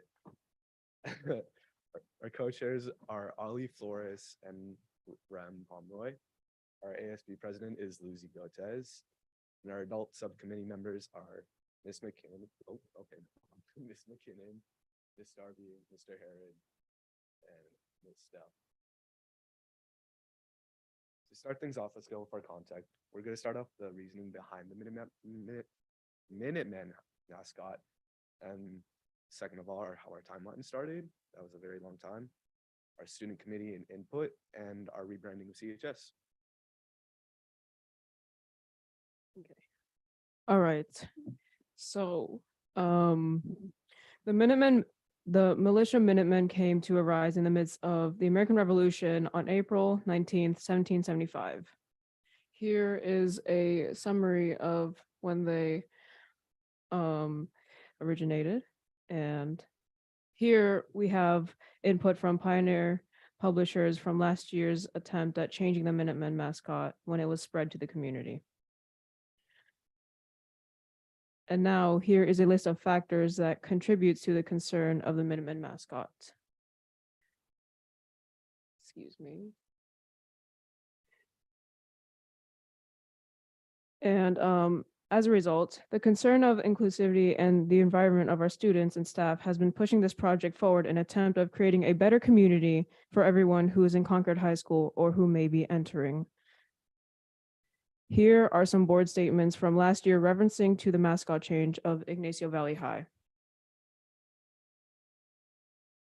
And now, moving on to our process and how we started. So, Brennan. All right, this is a brief timeline of what basically was in the process of rebranding our mascot. January was mainly dedicating. I ask you to speak more into the microphone. I spent the first hour listening and you really truly can't hear. So I'm going to do a better job for those watching at home in the future. But if you're not speaking to the mascot, no one who's watching can hear. Thank you. My apologies. Sorry, the microphone. Okay. January was dedicated to informing our school of and our committee of the rebranding and change of our mascot. February and through March was mainly the voting of our new mascot qualities. April was dedicated to the finalization of our mascot through voting and design. And May is the finalization of the mascot change officially. January mostly consisted of meetings, reviews, and forming the student subcommittee. As you can see through these pictures, many students actually showed up to give their inputs and what they believe would be good qualities for our mascot. February mostly consisted of student and staff and committee giving mascot suggestions and voting down to our #1 mascot choice. As you can see, this is our community meeting with REM, and it went pretty thorough. Let's go. Our final 10 mascots were snakes, rattlesnakes, condors, crocodiles, lions, chargers, comets, dinosaurs, ravens, bobcats, and bears.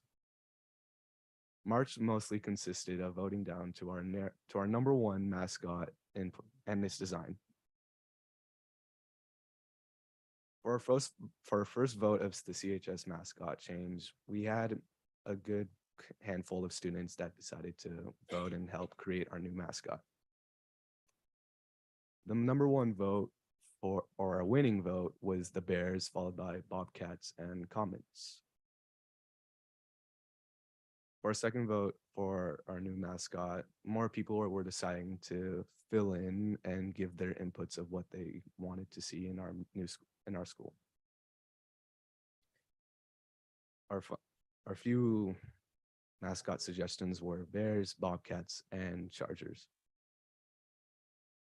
And our final vote consisted of 500 students giving their inputs of what they wanted as well. As you can see, Bears won by pretty handful. And April consisted of the finalization of our choices made by our student body. And then during this present, the official finalization and start of rebranding of CHS. Oh, sorry. And now is our student and committee input. The mascot qualities we really wanted to embody was perseverance, kindness, and many more. Our mascot qualities that were a main input were perseverance, creates a strong community, strong or powerful, one to be proud of, inclusive and fierce. Okay. Our main voting consisted of 10 options, and basically throughout the months we narrowed it down to one, which was the Bears.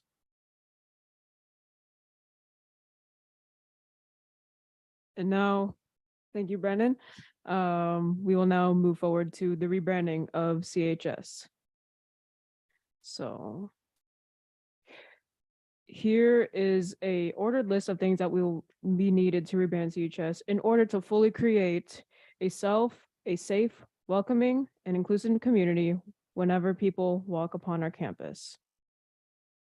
With this, we would like to honor the Great Minuteman mascot and move forward to a new and improved mascot, the Bears. Here are a variety of bear mascot designs beautifully designed by Varsity Brands. Huge thank you and appreciation to them for taking the time and effort into creating a new mascot emblems for Concord High.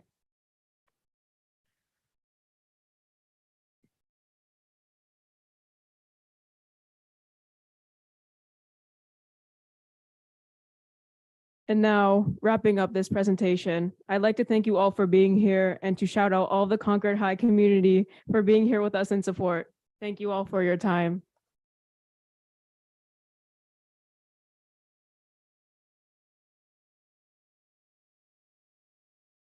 Thank you so much. We'll move to public comment.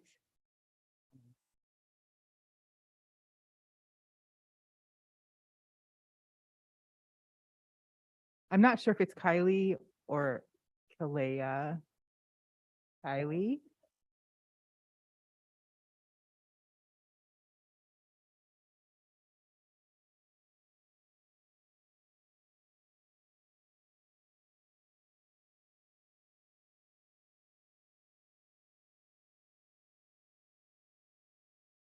All right, good evening. My name is Kylie Chappell and I'm a Minuteman. I will be presenting a student's perspective of this discussion. I attended Concord High School in the years 2018 through 2022, but not only am I a recently graduated alumni of Concord High School, I joined the Minuteman community as early as the age of 6 months. Growing up, both my older brother and sister attended Concord High, and the only means of life I knew was the Minuteman way. During my time as a student at Concord High School, I was involved in many school activities and organizations, such as ASB leadership and several sports.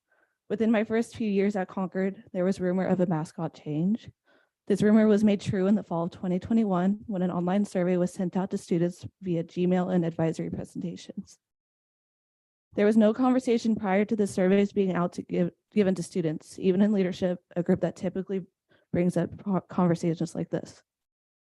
Nowhere to be found on these surveys was an option to keep the Minutemen. Students were led to believe by faculty that the mascot change was mandatory per the Mount Diablo Unified School District Board.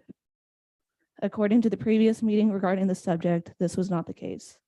The board stated that the school's administration came to them with the proposition. Concord High School administration relayed an entirely different message, telling students and staff the change was inescapable. Personally, I cannot name one student at the time who was all in for this mascot change. For the most part, students discussed what new mascot could be a good fit for our school, talking about how many of the options were quote unquote stupid. With that being said, students were left confused as to why the change was necessary. Here we are today, several years later, after the first upbringing of this conversation, fighting what no one had thought was possible. The Minutemen leaves a legacy, and changing the mascot entirely will not erase the pride and joy it has brought to Concord, California. This is no small decision and should not be taken lightly. Let our fight show you the importance of this subject. As one of the community, I vote to keep the pride of the Minutemen. Thank you.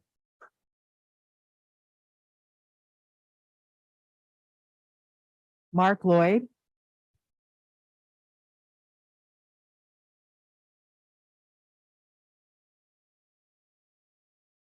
Kylie for a long time. It's going to be hard to follow. But I think I've been encouraged to give some of the comments or actually some of the speech my daughter gave at the April meeting. So for the next little bit here, I'll be speaking in my daughter Rachel's voice, but a lot deeper. When I was a senior, the first announcement of changing the mascot was initiated. From what I remember, students were not happy. We were in advisory when teachers announced it. There was a survey that the students had to take choosing which mascot they'd rather have. Minutemen was not on the survey. Students didn't have a choice, nor did we have the option to pick the Minutemen and disagree as students. I remember countless conversations I had with peers talking about how unnecessary, unfair it was for teachers to drop this random information on us without asking for student opinions. Throughout the year, the longer the talk of changing the mascot went on, the more we started to question whether it was not the teachers, whether or not the teachers were not doing it for us, but for themselves. It was so surprising. It was so surprising that the first priority is not the student's safety. It is changing the mascot. I'm sure the district board and parents would appreciate to know that during the 21-22 school year, not once do we practice an intruder drill, or do we talk about what would happen if there was an active shooter or person of danger on campus. Instead, the main topic was changing the mascot. While we were sitting here in a meeting preaching about spending millions of dollars on a new mascot, there are students sitting in a classroom planning their every move to escape in case there was an active intruder or shooter on campus. I was one of those students. If the students were a main priority, you'd be more worried about safety than the school mascots. If the students were a main priority, we would have a choice to change the mascot or not to change it for that matter. If you think it's the student's choice to change the mascot, you're wrong. The surveys that the students took never had a choice to pick the Minutemen on them, nor gave the students a choice. Why was the Minutemen not on those surveys? Is it because the teachers are afraid of it actually getting a majority vote? I have a few minutes left. I just like to get some of my own views on this. Recent article I read, well, first of all, CHS announced a community meeting 3 hours before it happened. It showed a lot of much disrespect for us as parents and community. And we were treated like that from the beginning of this process. We were not to be part of it. They didn't, when we voiced our opinion, we were treated like villains, like we shouldn't even be there. There was a time when parent involvement was appreciated. I miss those times. Recent article I read, it said frustration spurs California president to run for school boards. Across California, parents and during pandemic era frustrations over the COVID school closure, safety protocols. That's time. Please wrap it up. Okay. And making sure there was money pouring into schools, which is directly spent on students. Thank After you. reading. Thank you. Okay, thank you. Shannon Carr.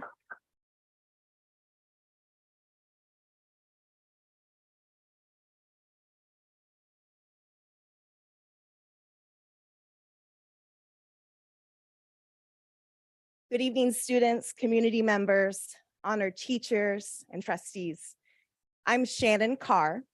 I am fortunate to have taught at Ignacio Valley High for 16 years, and I am pleased to teach, thank you, and I'm pleased to teach and coach at Concord High School now.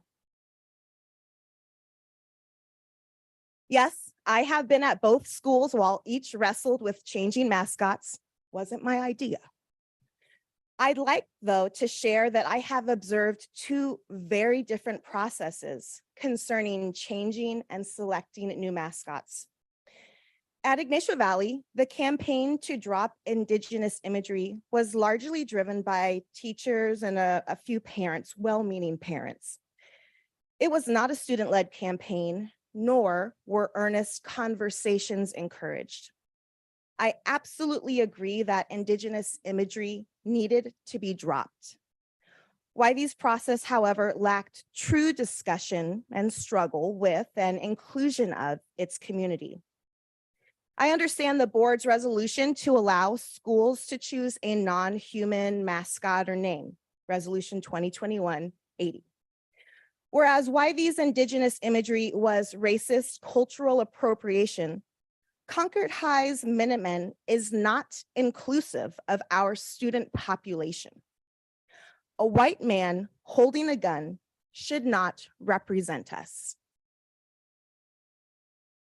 Our student population is 51% Latino and 29% white, 49% are females, 51% male. The current process from this year that Concord High School has undertaken to gather community input has included numerous surveys, an open invitation for students to join the mascot committee, a wide array of student leaders selected to receive invitations to join the mascot committee, open meetings with alumni and community members. Community members' requests included on surveys. The mean green, I don't know. More surveys were administered school-wide. What's more, timelines were shared ahead of time and data was disseminated afterwards. This did not happen when I was at YV. Having gone through a mascot change before, this has been difficult simply to observe, but I wanted to respect the new community I've joined and the hard work this requires of all. And I am proud of this brave student campaign to adopt a new mascot. The Minutemen mascot is forever associated with many people's high school memories and their high school identity. Those will not change. The history and tradition of the Minutemen does not change. Concord High's achievements won't be erased. I'd like to ask the board to defend and ratify this mascot change for the purpose of making Concord High more inclusive.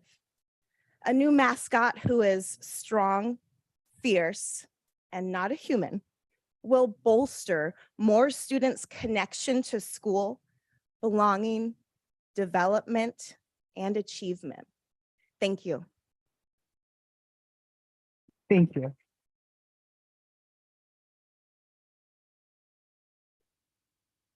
Julie Lister.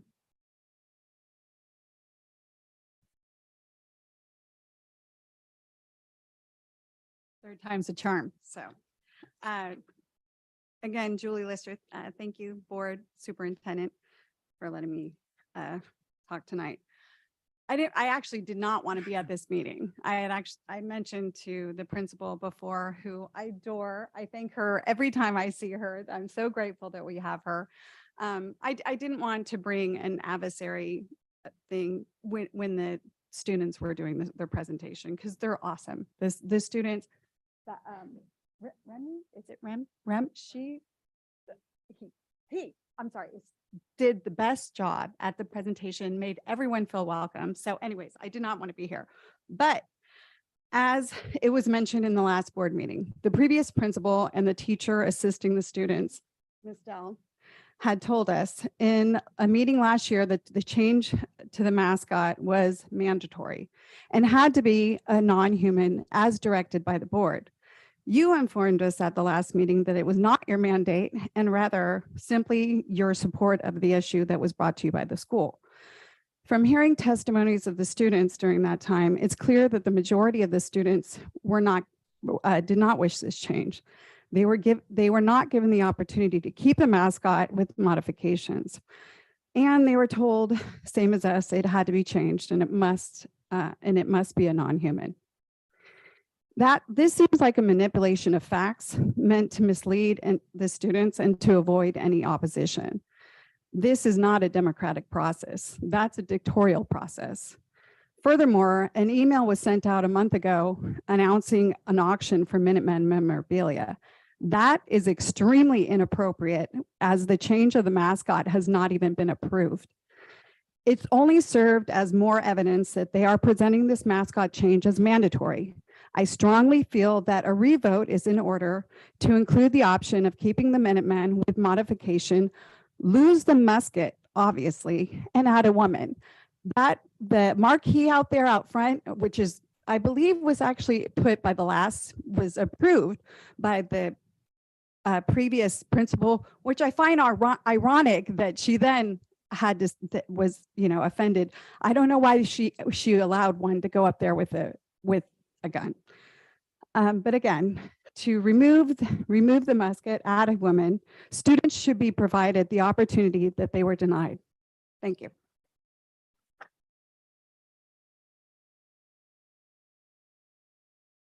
Ashley Barrows.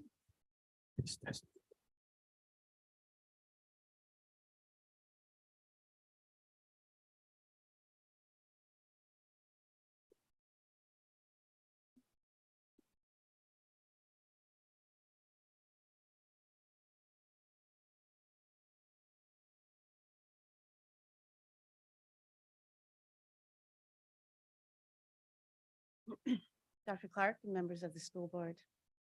The mascot issue has been improper and inaccurate from the start. Students neither wanted nor asked for a change. Principal Pfaltzgraff's messages implied that the school board was behind the change to a non-human mascot. Her first message states, "It has already been determined that the mascot will change as instructed by the Board of Education through Resolution 2021-80.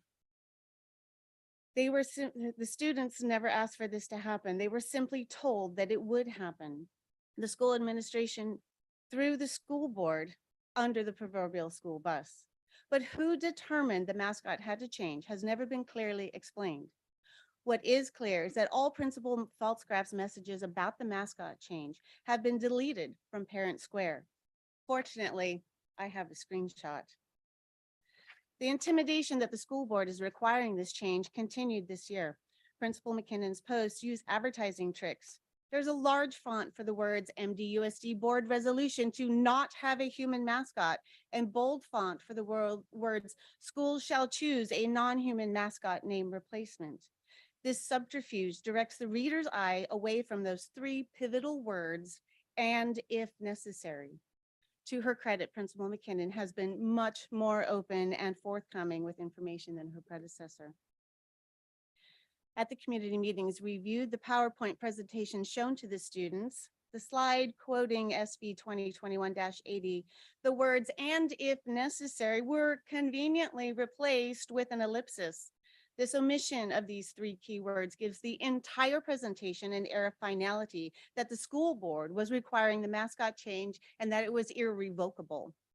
The school administration does not want the students to know that they have an option to keep the Minutemen or even update it. The pathetic turnout of is a direct reflection of the students' lack of support for a mascot change. Only 500 out of the 1,180 students bothered to vote. This is only 42%, not even a simple majority of all who voted, let alone for a single candidate. But even that number is artificially inflated. At least one teacher made it an assignment in Google Classroom to vote. This made the students feel that they had to vote on a ballot that did not include the Minutemen as an option to protect their grades. This, I believe, is known as grade hijacking. If this teacher has an average of 25 students in each of 5 classes, that would mean at least 125 students were manipulated and voted under duress. That brings the number of students who voted freely and of their own accord to a mere 375, or only 32% of the entire student body. The final vote was almost evenly split among the three candidates. They want to change the mascot to a bear for only 125 students, or 10.5% of the student body. Are you willing to approve such a huge change to the identity of Concord High for 10% of the students? Proof of this intimidation, again, is a That's screenshot. time. Thank you. It's the manipulations, misdirection, and malfeasance would go on forever. It would Thank be you so prudent to much. start over with a clean slate, poll the Thank you. students, hold focus groups, find out Please what don't make they me take really, off your- really want. Thank you. Trustees. This is just an information item, so would anyone like to comment?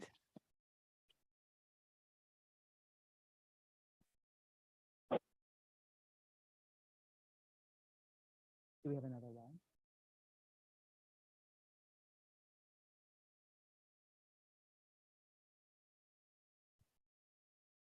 Okay.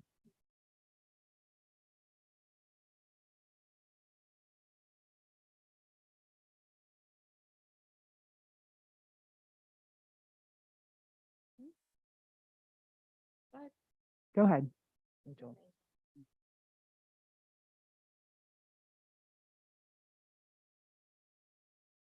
It's on. You're good. Oh, thank you, thank you, President Zoe.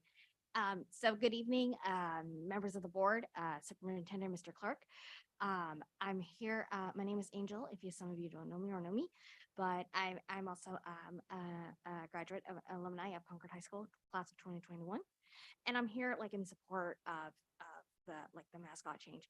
I mean, I think what I'm trying to say is, as an alumni, I mean, ever since I've been accepted into Concord High, though, too, I didn't know what their mascot was until I met the principal at Concord High at the time, with Ms. Valtzgraf. And at the time, I asked her a very quick question or two, and I asked her, "What's the mascot at Concord High?" And Ms. Valtzgraf said, "We're the Minutemen." And I said, "The Minute what?" And and she said that that she told me a little story about the Minutemen. You see, the Minutemen is part of our nation's history. I mean, as some people said, like an American Revolution. And I think, as an alumni, and also once a former student of Concord High, though, too, I came in support of, I mean, I am not, I mean, what I'm trying to say is, though, I think that our school's mascot, the Minutemen, should stay, but with some modifications. I mean, what I'm trying to say is that we don't want to like rebrand everything, because that will cost a lot of money just to like rebrand everything, from our band uniforms, our merchandise, everything in our campus, on our school.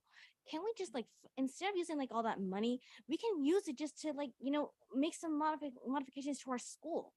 If you've ever been like to any sporting event lately at Concord High, whether it's a football game or any kind of game, we don't even have like restrooms. All we have is porta potties, 2 porta potties at a sporting event.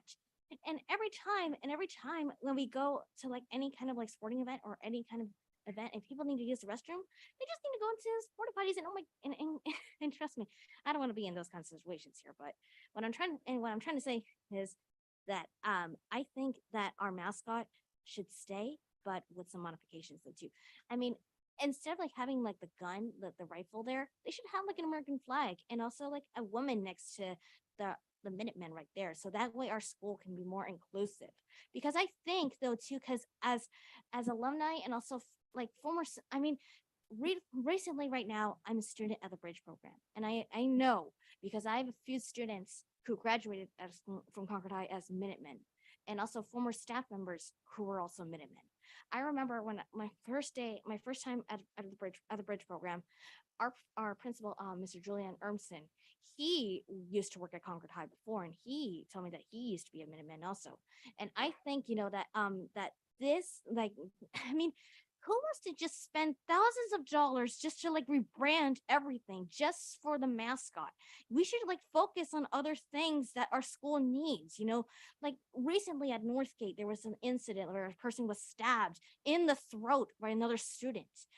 And I mean, and what I'm trying to say is that we should make our schools safe and inclusive for everyone in our school, because you know what happens if someone was dangerous on campus who brought like something like like a knife or a pair of scissors just to just to hurt someone. And Angel, that, please finish up. oh, sorry. My bad. I mean, what I'm trying to say that I think that what I'm trying to say that I'll try to wrap it up as best I can here, but what I'm trying to say that please let's keep the Minutemen as our mascot. Thank you so much. Thank you.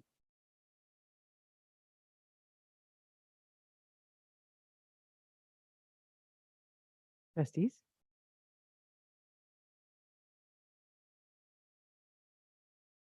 No comments or? I really want to thank the students that participated in and gave the presentation. That was really beautifully done. I like the use of school colors, of course. And all the students who were involved. I know not everyone was able to be here tonight. I also want to thank the staff for the involvement in this change. I know it's a hot issue. It's difficult. I just want to briefly share that I'm still a classroom teacher. I really do understand kind of the motivations behind making this change. You know, whether my students are presenting about, you know, gun violence, whether they're walking out about gun violence, or whether I'm in a lockdown with my students, seeing police on campus with automatic weapons. I do think it's a mixed message. I understand the impetus for the change. I know that it's really, really hard to embrace or, you know, even accept change. And so I appreciate everyone who shared their perspective on this issue. And I know that we have great love for our school, and our mascot is part of that. And so I just am really thankful to everyone who reached out to us on this topic. Thank you, Vice President. Trustee Collins?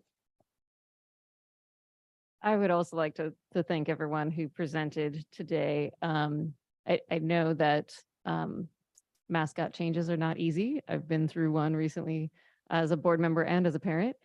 When I went to my first football game at Ignacio Valley High, I was really shocked and surprised to see students run through a giant blow up Indian head onto the field. These are the kinds of things that are hard to change because people, even with that, which I thought I couldn't really understand how someone would feel like that was okay. There were people who wanted to keep that mascot, right? What I've seen over the years there is that once the change was made, we actually have seen increased alumni involvement on the campus with the families and an increased engagement of students and families on campus. So I think it is possible to come through to the other side of a change and still be able to bring people together. I hear what people are saying about concern about costs. And I think that it would be, I know that this is only info tonight. So before we would take any action, if there are costs involved, we should know what those are and figure out what the plan of action would be to implement. I know that on Concord's campus, in many places, it is the letter C and not a rifle or gun already. So I would think that the places with the letter C could remain over a period of time and you could do some gradual changes, I would think. The gender issue that was pointed out in the presentation, I want to appreciate the students for pointing that out because I do not think that is solved by putting a woman next to a man. As we just discussed earlier this evening with our Pride resolution, we need to be inclusive of all genders, and that is more than just a binary identification. And so I don't think you can solve that with simply putting a woman next to the man.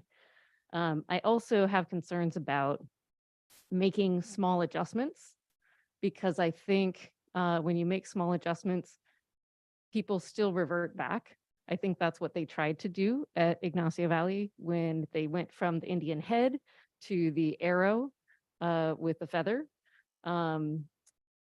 They were trying to make a change. They were trying to tell people not to use the Indian head anymore, which 5 years later, you know, my kid was a student on a sports team and they had an Indian head, you know, like ribbon in their hair, you know. So those kinds of communications, I'm not sure really work. I think people who have the history of the thing will still bring it back and won't necessarily understand. So I would think it'd be a little bit challenging to try to make a slight shift. I think that that gun could still come back, right? Or different pieces of it could still come back. So that would be one of my concerns. Most of all, I appreciate that the Concord High community feels comfortable coming forward and speaking your truth and sharing your feelings.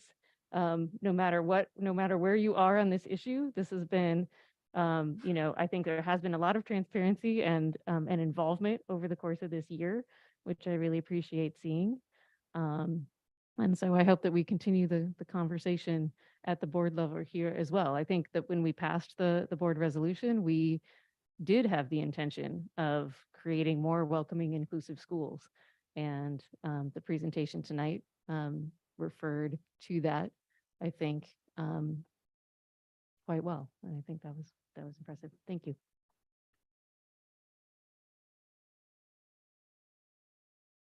Anyone else before I go? Everyone? Okay. Dr. Clark, it's been mentioned before I say what I think. Can you clarify? I'm really happy my daughter has not in this district gone through a active shooter drill. Can you clarify how we have prepared for such things despite our students not necessarily seeing that? With the safety contract Yeah, so great question. The research tells us that we should not be taking our students through active shooter drills because it traumatizes them. So what we've been doing is really focusing on training all of our administrators. And so each and every one of our administrators have gone through training with either the Concord Police Department, Pleasant Hill Police Department, or Walnut Creek Police Department. We also had the Concord Police Department actually at Concord High come out one evening and did a community training for any community member that wanted to come or any staff member who wanted to come. On top of that, we've also paid all of our employees to attend after school training where we talked about active shooter, you know, processes and procedures. We're also in contract with a consultant group who is going around each one of our sites, helping us rewrite our safety plans, doing training for staff, looking at all of our cameras, looking at all of our points of entry in that way. We have also allowed our local police departments to train at our school sites. Actually, Concord High is one of our school sites that the Concord Police Department has done active shooter training on weekends or in the evenings. And so when we actually do drills with our students, it's more fire drills, shelter in place, but we don't do active shooter drills because an active shooter drill is everyone run like heck, get out of here. And we don't want to put our students in that situation, but we're training the staff. So I hope that helps. Thank you. Thank you so much to the students who presented and your colleagues, your fellow classmates who weren't here. Thank you for your hard work this year in that, and to the teacher who spoke and to the principal. Thank you for your leadership. So we've had 2 meetings of hearing why we should keep the Minutemen, and a lot of people have referenced it's erasing history. We are a board who is not erasing history. We are a board who our U.S. have we approved the U.S. history curriculum, or is that right? Social studies, that's coming up. we are a board that is not running away from the truth and American history. So I am very confident that our students, no matter their mascot, will learn the true American history. It's been referenced a lot that the principal only highlighted schools shall choose a non-human mascot name replacement, and that it was left out and if necessary. And then it was also left out what our actual resolution is that now therefore be it resolved that the Mount Diablo Unified School District Board sees an urgent need to establish a welcoming and safe environment for all students in our schools and community. I have to be honest that a lot of the comments here made me feel like I would feel unwelcome for many of the reasons that Trustee Counts said, but also like as a African-American, as a Black woman, the Minuteman is not a hero to me. Someone mentioned at the last meeting that because of the Minutemen, we were all free. The Minutemen did not free me. My ancestors, they are not the reason that I am free. So I just want to let you know my viewpoint on this is that it's not a hero. It was a militia. It is not gender inclusive, which we've even had comments around other issues around gender inclusivity. And I'm really proud of the students because that actual voting average is better than our adult voting in actual elections. So that's pretty good. It would be awesome if there were more. But I think the intent of not having the Minutemen on there was because there was an urgent need to establish a welcoming and safe environment for all students. And thus, the Minuteman is not a choice because that is not all inclusive. This is just an information item. I have no idea if and when it comes to us, but believe me, we have heard and obviously listened to everything that everyone has said. And I really appreciate it because even if I disagree with you, I am so into civic engagement and people commenting. And I'm really glad that you've come third time annoyed by it, but you've come and you're committed to that and you should be heard. And we do appreciate that. So with that, any other comments? Thank you. We'll move on, but if you're gonna leave, I'll pause for a moment so that you can and people can still hear.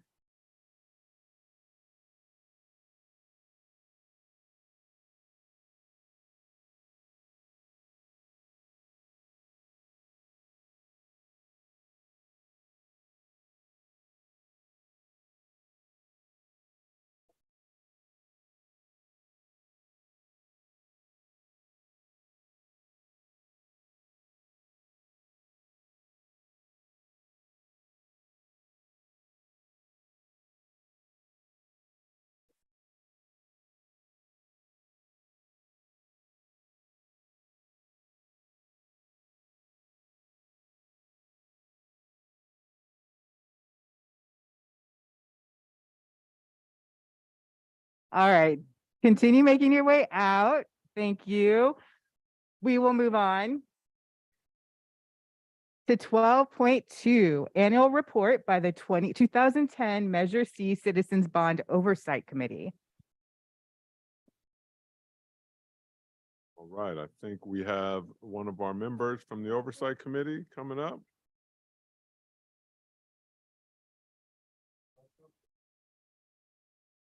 Floor is yours. Good evening, Board. Evening. Superintendent, John Ferranti. I am still the chair of the 2010 Measure C Citizens Bond Oversight Committee. We have a slide presentation that they're bringing up soon. There it is.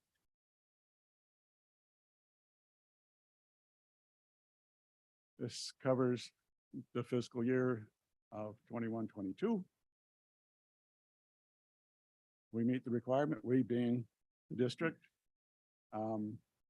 We do meet the requirements for Prop 39, since this is a Prop 39 bond. We have all the members that we are required to have. A lot of us are getting tired. All of our minutes, reports, etc., They're online. Anybody wants to view them, they're free to view them. All members of the board names are also online, which again is required. We got our quarter reports from Melanie. We are still monitoring the solar production because we put an awful lot of effort into that. Project status and the financials is what we are primarily focused on. We got our audit and they had 0 findings, which is what we always want. We don't want any findings on our audits, whether it's financial or projects.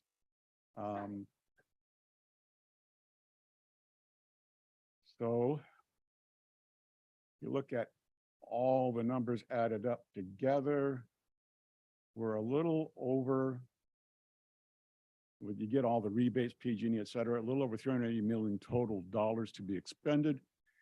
And right now, as of June 2022, we're at 342 million basically. Hopefully, by the end of this calendar year, that number will be 0. I don't want to go through this again. There are a number of projects going on currently. As I said, we are looking forward, we being everybody on the oversight committee, looking forward to wrapping this up. And since I am not the chair of Measure J this time, you're not going to hear from me on that one. Are there any questions? Thank you. Thank you so much for your continued leadership.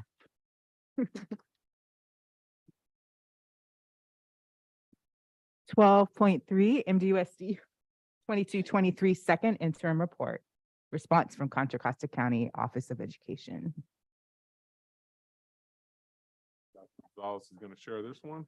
Thank you. I know that Mr. Ferranti can still hear out in the hallway and he thinks he's getting some time off, but he's not because he's still on Measure J. Okay.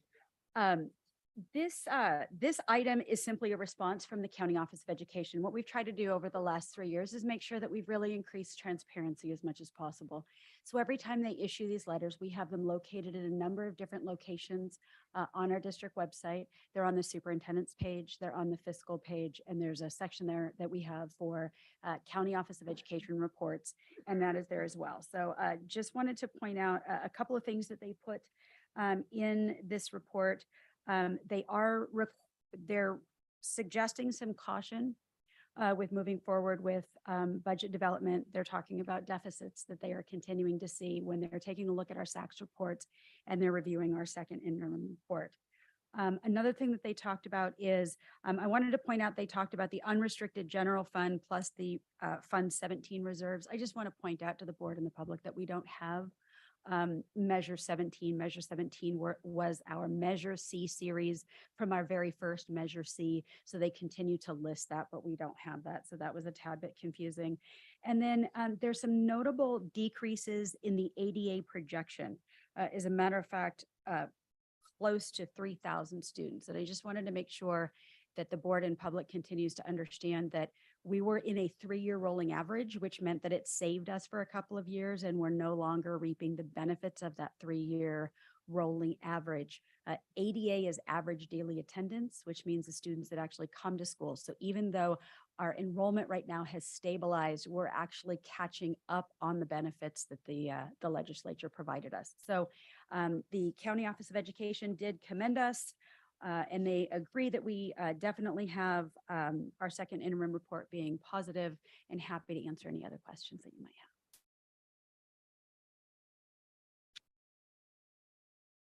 Is everybody good? Thank you, Dr. Gonzalez. Oh, I like you all. Okay. 12.4 Growing Healthy Kids 22-23 year in review presentation. Yes, and Ms. Sachs is going to introduce her team. Absolutely. So good evening, everyone. We actually have a phenomenal team here who's going to share a very brief presentation. So good evening, board, Dr. Clark, the community that is listening online, as well as the audience. Tonight, we have for you a brief presentation titled Growing Healthy Kids 22-23 in Review. And really, we're bringing this to you because it was our commitment after we had our contract approved last year that we would bring an update, which includes metrics as well as quantitative and qualitative data, informing you of the impact of the program across Mount Diablo Unified. If we take a look to see the impact just by numbers across our system, it continues to grow. The reach and impact of Growing Healthy Kids continues. It is now approaching about 10,000 students throughout the district. 11 elementary schools received the core NGSS, Next Generation Science Standards, in the garden and nutrition education during the school day. 52 or 100 students reached at the Riverview Garden on field trips, and that's been funded by the California Department of Food and Agriculture for an additional 2 years. And then with 1,600 students from primarily Title I schools were also impacted this year.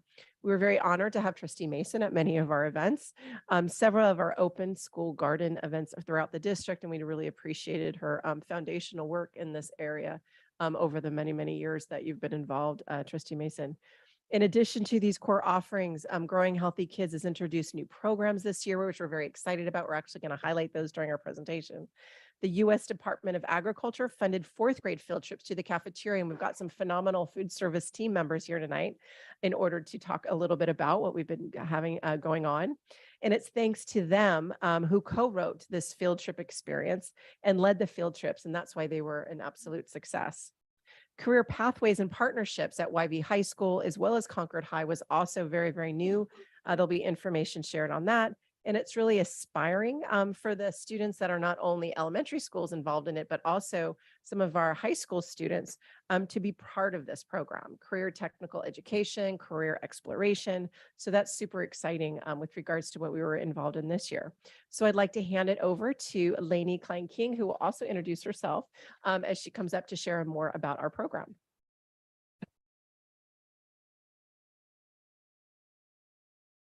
Good evening, Superintendent Clark and members of the board. Thanks for letting us brag a little bit about the program tonight. We're going to keep it brief because we know that this is a long meeting.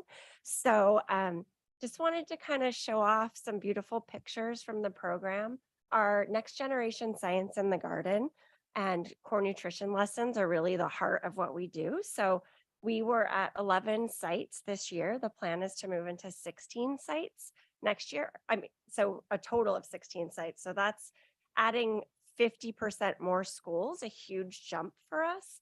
And I just felt, we collect feedback from the teachers every year, and I felt like this quote from one of our teachers kind of encapsulated that we're really hitting what we want to be hitting with our students. This teacher said, "I feel my students obtained more meaningful hands-on learning experiences that allowed them to build a more positive relationship with nature, nutrition, science, and food. The science learning we're doing in the classroom is connecting to the learning done with the garden education program.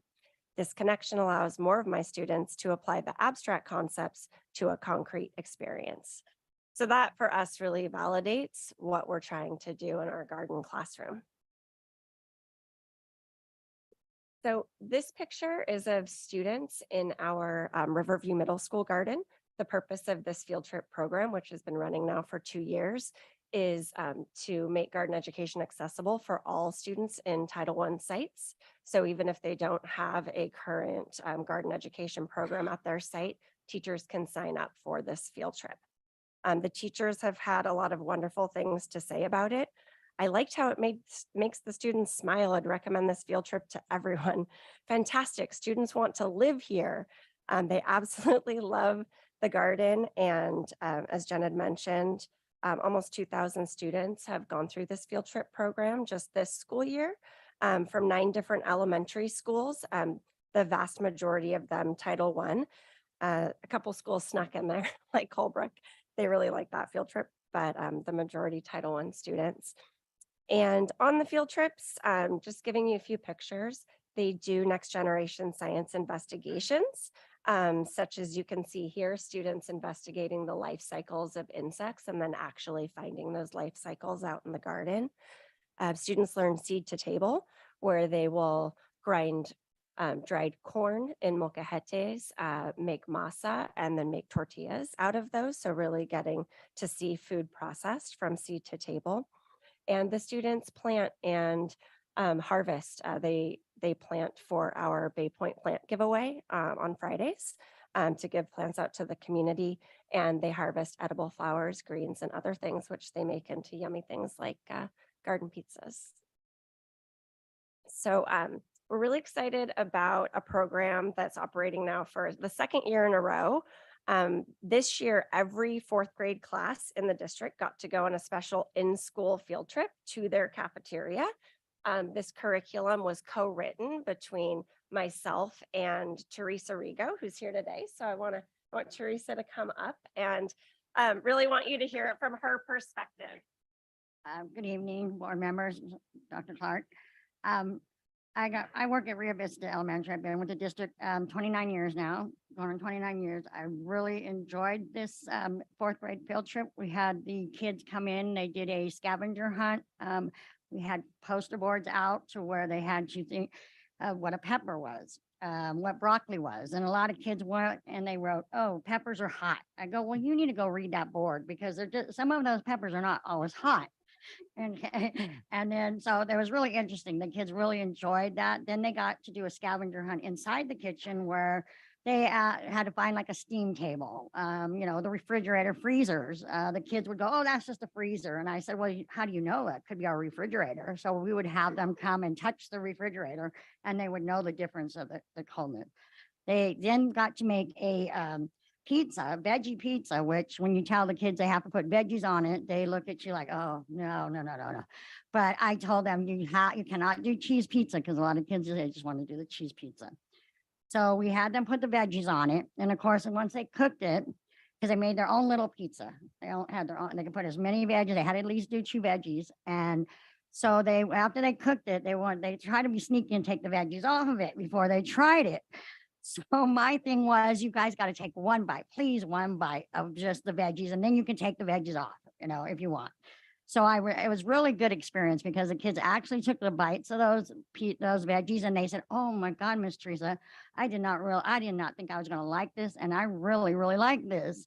So I'm hoping that, that we can keep continuing this relationship with Growing Healthy Kids, because I think the kids that we have gardens in our elementaries, and I really want the kids to be able to grow their, oh yeah, there we go. Grow their own food and then see it in our salad bars. I mean, if they see what they're growing in our salad bars, I feel like they would be eating more veggies and fruit along the way. So I'm hoping that we can continue this relationship, the impact of the field trip on both the students and on the relationship between the garden and educators and cafeteria staff in the garden and what students are eating for lunch at school. Where was my little quote said? Oh, so that's what I just hope that we can keep continuing. It was a very good experience. The kids loved it. I mean, it was a little challenging at first because the timeline we had and stuff, but I got to go to various schools throughout the district and help with this field trip. And it was all the same. The kids loved it. They want to do more. They want to come into the kitchen more and, do field trips more and stuff like that. So thank you.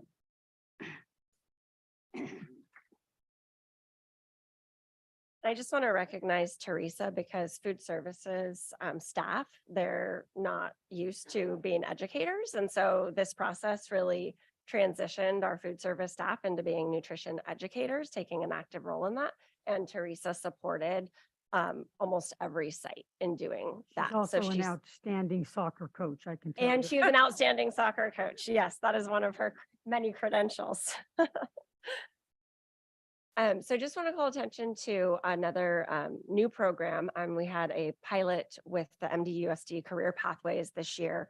Heather Fontanella and I met and we discussed what would be kind of logistically feasible with high schoolers so that the elementary students at our sites could benefit from exposure to different careers, right? And that we'd provide kind of a mini internship for the high school students. So kind of working along that work-based continuum. We did do a small project with Concord High School where Tom Trowbridge had 16 of his students make root view boxes, large, I'm tongue twisted right now, but root view boxes where they can watch the roots grow, right? You plant the radishes and carrots and the kids can watch them grow. And he said, yeah, that's very doable. We can do that. It was a great project for his students. We actually had one field trip to Mount Diablo Elementary, where his sister-in-law works. So he said it had to be Mount Diablo Elementary. And his students came and they installed the root view box and talked to the students, and the students showed them around the garden. It was really great. But the major partnership this year was with Ignacio Valley High School, the Education Academy. And I have two fabulous students here this year just to tell you a little bit about their experience. So we did a couple of trainings on site with Ignacio Valley Academy students to just teach them about next generation science, inquiry-based learning, some of the basics of managing classes outside. And then we scheduled 3 different field trips so that all the students could co-teach outside in the garden. So I want to introduce 2 students who've been very patient through this long board meeting tonight, who should get a lot of extra credit for this. Sherlyn Zarati and Jessica Cabrera Gonzalez to tell you about their experience.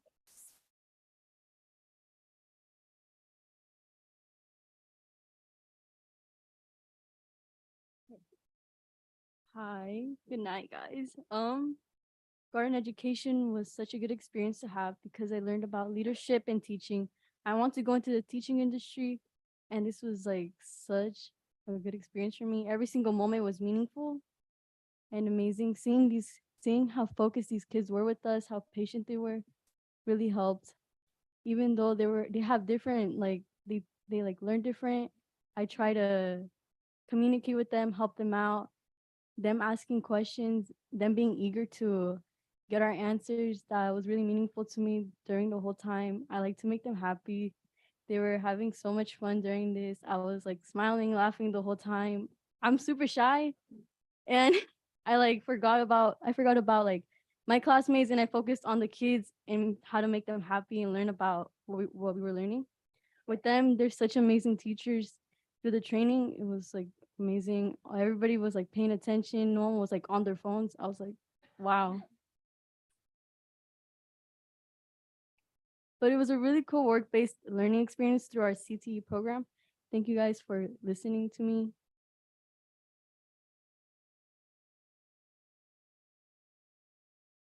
All right, so for the field trip, the teachers were like, since the whole class was like really nervous, the teachers was like, you're all gonna lit up, and like they were right. We all like smiled, we were like interactive with them, and we were having fun all together. I'll say it really did build up my leadership skills. I can say I got more social, more interactive, more into things now. So like I want to like really thank to like the teachers and like the trainers and stuff like that, because like they really helped a lot with the support and everything. I'll say like everything built up more and more and more. So like I wouldn't be here now if it wasn't for like the teachers, the trainers and everything. So like I would really like to like thank them really much about it.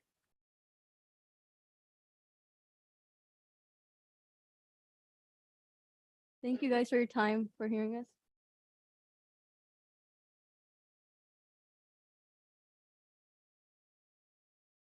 So the other new thing we did this year, just really briefly, this is our fabulous garden educator, Marion Woodard, who most of you have seen, I think at some point at one of our events. She's been at El Monte now for, I think this is year 6 or 7, since the inception of the program. But thanks to a generous donation from the Mount Diablo Education Foundation, we were able to do model garden lessons. So we've kind of found that like professional development for teachers to go out and do outdoor ed doesn't usually really work because teachers have so much to do. So, so we decided to instead, for schools that are wanting to begin a garden education program, we will just do a full unit of garden education with their classes. And that way the teachers are getting the professional development, but the kids at the same time are getting outdoors and getting lessons. So it's been really effective. It worked really well. This is Marion at Cambridge Elementary. She taught a series of 8 lessons over there to train teachers in hands-on next generation science. And this is her teaching about worms and the kids exploring. So it was a really successful pilot. We wanted to acknowledge the Mount Diablo Education Foundation and their support for that. Our school greening projects continue to run strong. We had planted the 63 trees last year. They're all alive. Yay, we're very happy about that. At Rio Vista and Riverview Middle School. Our garden educators are really helping to facilitate beautifying their sites, which is a real sense of pride for students and families. And we're trying as hard as we can to plant as much native habitat and pollinator gardens and drought tolerant gardens to teach sustainability to our students. We're pleased to say that we got some regional recognition this year in the form of the Contra Costa Leadership and Sustainability Award. We had commendations from Supervisor John Goya and the Contra Costa County Board of Supervisors, and a special congressional recognition from Congressman Mark DeSaulnier. So we were really pleased to receive that. And I'm going to turn it over to Tamara Helfer, the founder of Growing Healthy Kids, to just talk a little bit about data, which you asked for, and we are providing tonight. Well, thank you, Lainey, and hello to everybody. Yes, I'll jump right in. We have continued doing a multi-pronged approach to assessment, including teacher surveys, student surveys, and some other things I'll buzz through here. So our teachers continue to love the program. They say that we're doing a very good job hitting science standards and wellness standards in that are grade appropriate. There's a whole lot of things in here that you can read at your leisure. We won't go through them tonight in the interest of time. 20,000 taste tests this year. Students continue to find the program highly engaging, and they are trying more and more fruits and vegetables, and they're liking what they try. If it's something that you introduce in the garden, you couldn't necessarily pull it off in the cafeteria, but step by step, we're getting them there. Last year, we added 6 new questions in collaboration with Jennifer Sachs to the Healthy Kids Survey for 5th graders about things like access to nature and fruit and vegetable consumption. And these are self-reported from the 5th graders. And the data really reinforce that lessons outside in the garden continue to be a critical part of giving our students equitable access to safe, natural outdoor spaces when they don't have that access at their homes or in other activities. And then really finally getting to the serious data stuff, there's a whole lot of information in these slides. I'm going to highlight just a little bit of it. This is data from the 21-22 CAS data. That's the California Science Test, the formal state of California assessment of 5th graders. Of 29 elementary schools, 10 garden education schools, 19 non-garden education schools. And we found what a lot of other formal assessments have found is that a lot of schools lost ground during the pandemic, and we're working our way back up. On this page, the first statistic shows, however, if you look at schools where half or more of the students met or exceeded CAS standards, that is the CAS scores of 3 or 4, where a higher is a better score, 30% of schools that had garden programs achieved this goal, 26.3 of non-garden education schools achieved this goal. The next stuff on this slide has to do with students who fail to meet the standards, which you can study more at leisure. I'll move to the next slide, which then documents changes from the 2018-19 school year to last year. So the CAS test was suspended during the pandemic. So these 2 school years are the years that we can measure the changes. And there's a lot of different ways of looking at the data.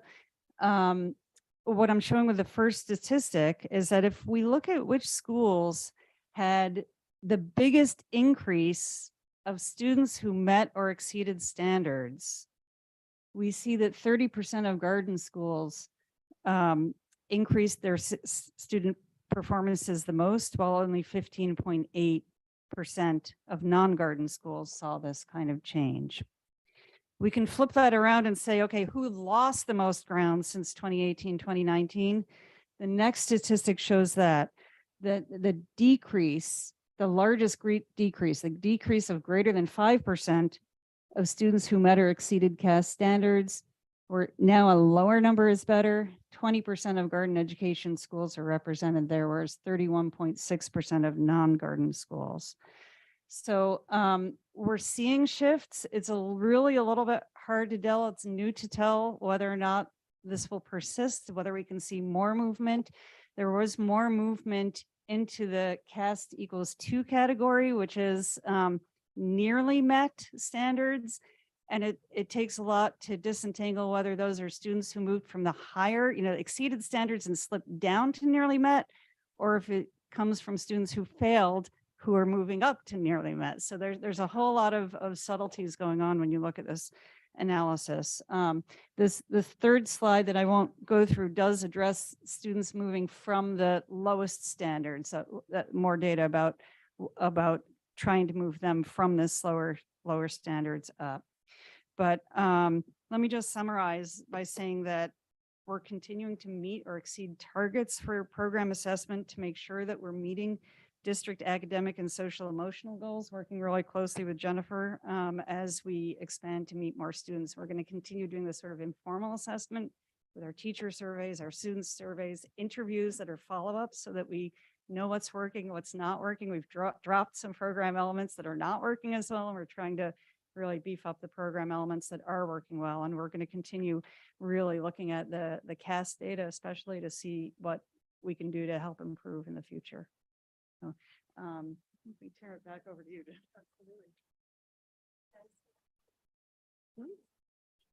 Sorry, I just wanted to acknowledge Mr. Palmer, who's here from the Education Academy, who wasn't speaking tonight, but if it wasn't for Mr. Palmer, the pilot would have never happened. And he does so much for his students. It's just incredible, including abandoning his family to be here just to support his students. So I just wanted to make sure you got a shout out tonight.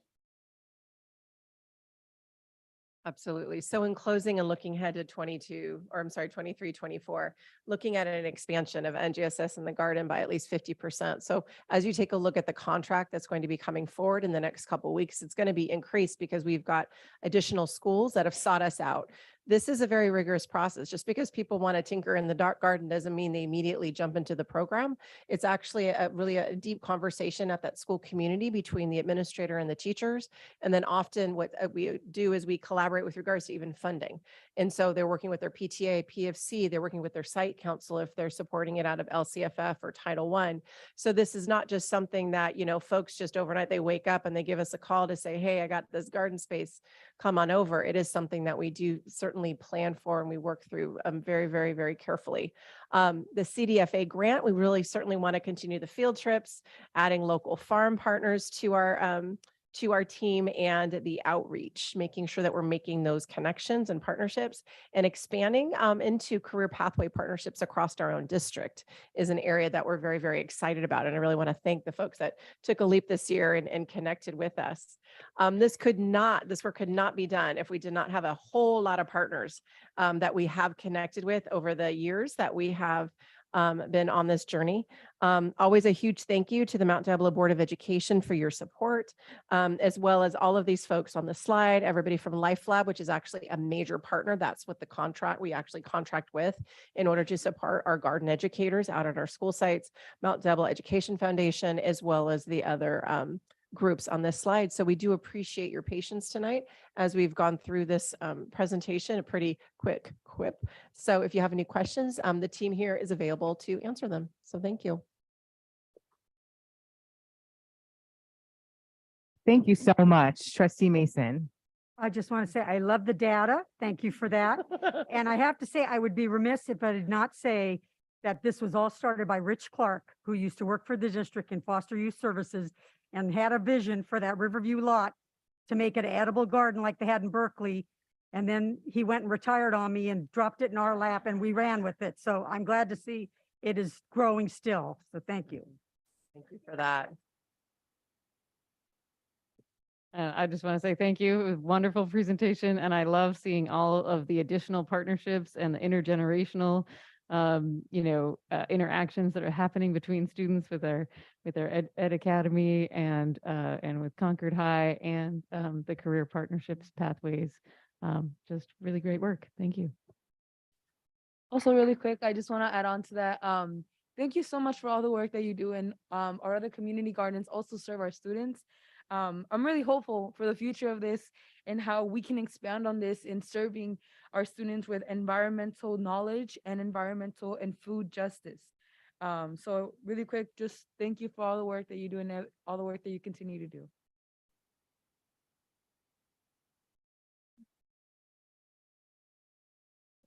Thank you so much. 12.5.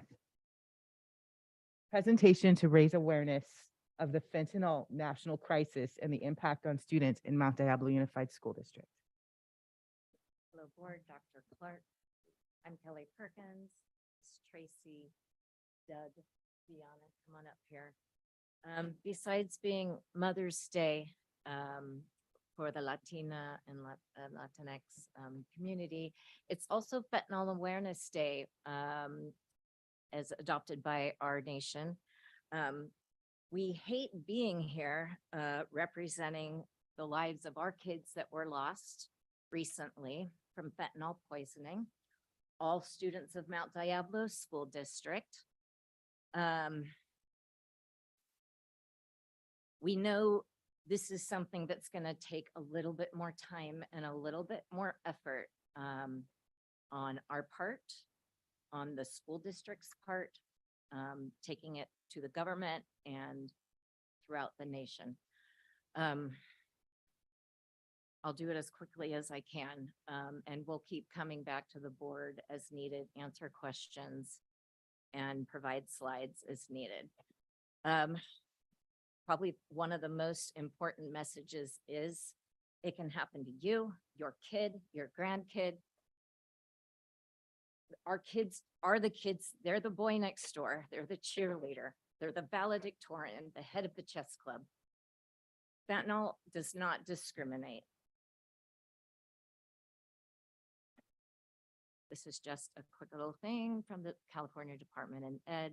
I'll send the slides. Whoop. Not turning. There we go. Fentanyl's a different beast. It's so deadly.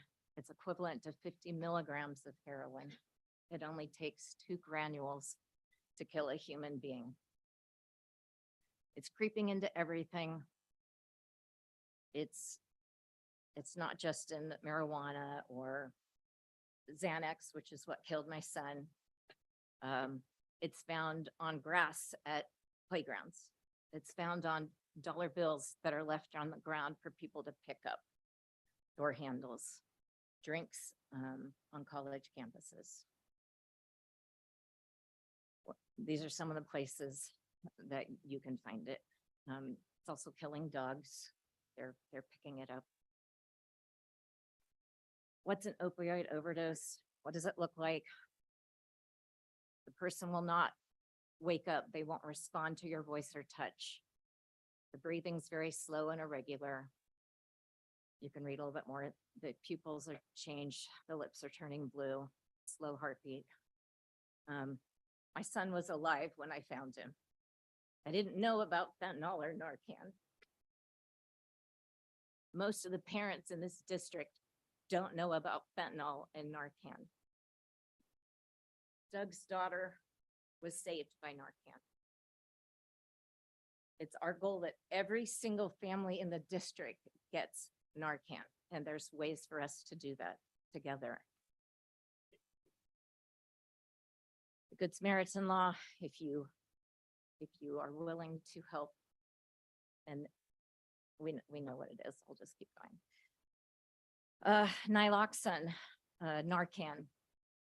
Narcan is saving lives. It would have saved my son. It's very easy to administer. It's easy and available online to get the training. I showed it to my staff at Ignatia Valley High School. I forgot to tell you, I've been a special education teacher for 26 years in the district. My children grew up in the district. I'm a graduate from Northgate High School myself. Um,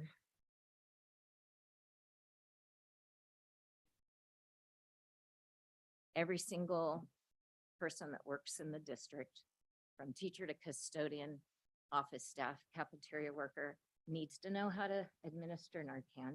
They need to carry it with them everywhere they go. You all need to have Narcan, and you all need to carry it with you everywhere you go. Might save somebody you don't know. It might save your child or your grandchild. It's available to middle school and high school campuses. Like I said, there's ways to get large quantities, enough for every school, every family at every school. What can we do? We start with the education. We have to let parents and families know. Students need to know it can happen to them. I was passing out flyers at lunch today for Fentanyl Awareness Day. Students came by, we had pictures. I said, this kid died from fentanyl poisoning, and that kid was my son. And they asked questions, and they're like, what's fentanyl? What's Narcan? Who can it hurt? It can hurt everybody. That's the message we have to get out. So these are 3 of the 4 kids from Northgate that died from fentanyl poisoning in the last couple of years.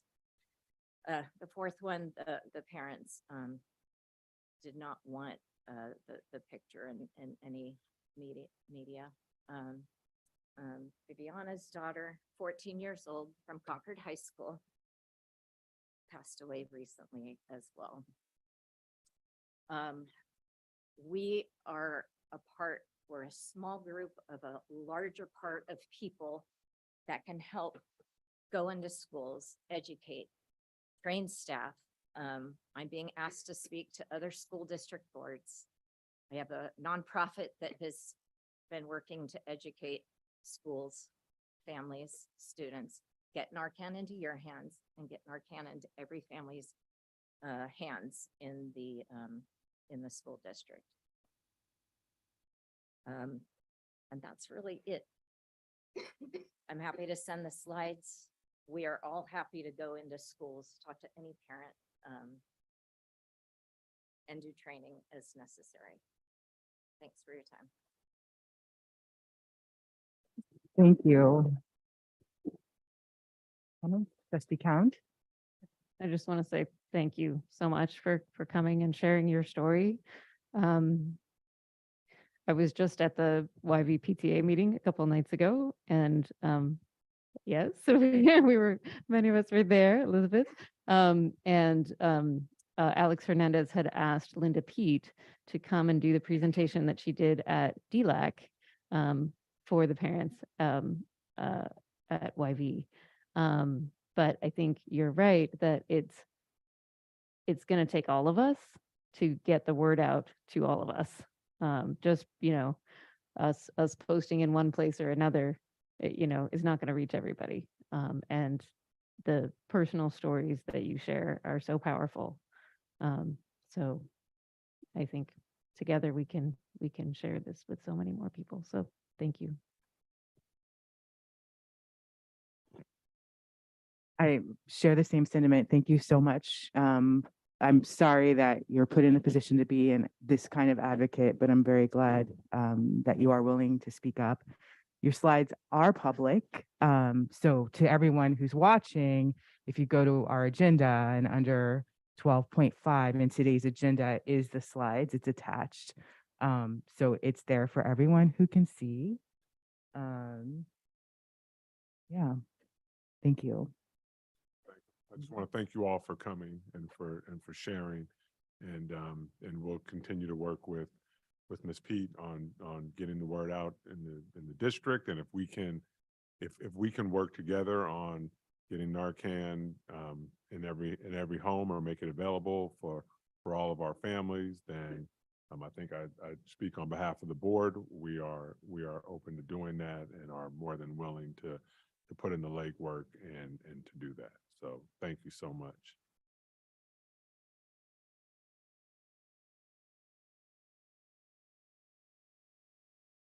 13.0 board member reports. While I was driving here, I heard Dr. Clark say this is a 10 o'clock meeting. Let's try and beat him. So trustees, I encourage you to be succinct and brief with the most important things that you would like to share. I'll start with trustee McFerrin. You're in luck. I did not prepare a report this evening. Great.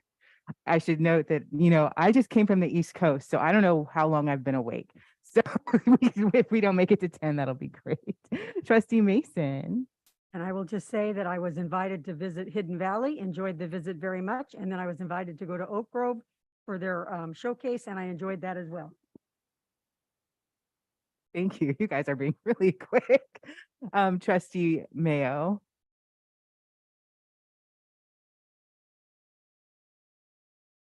I had a report prepared.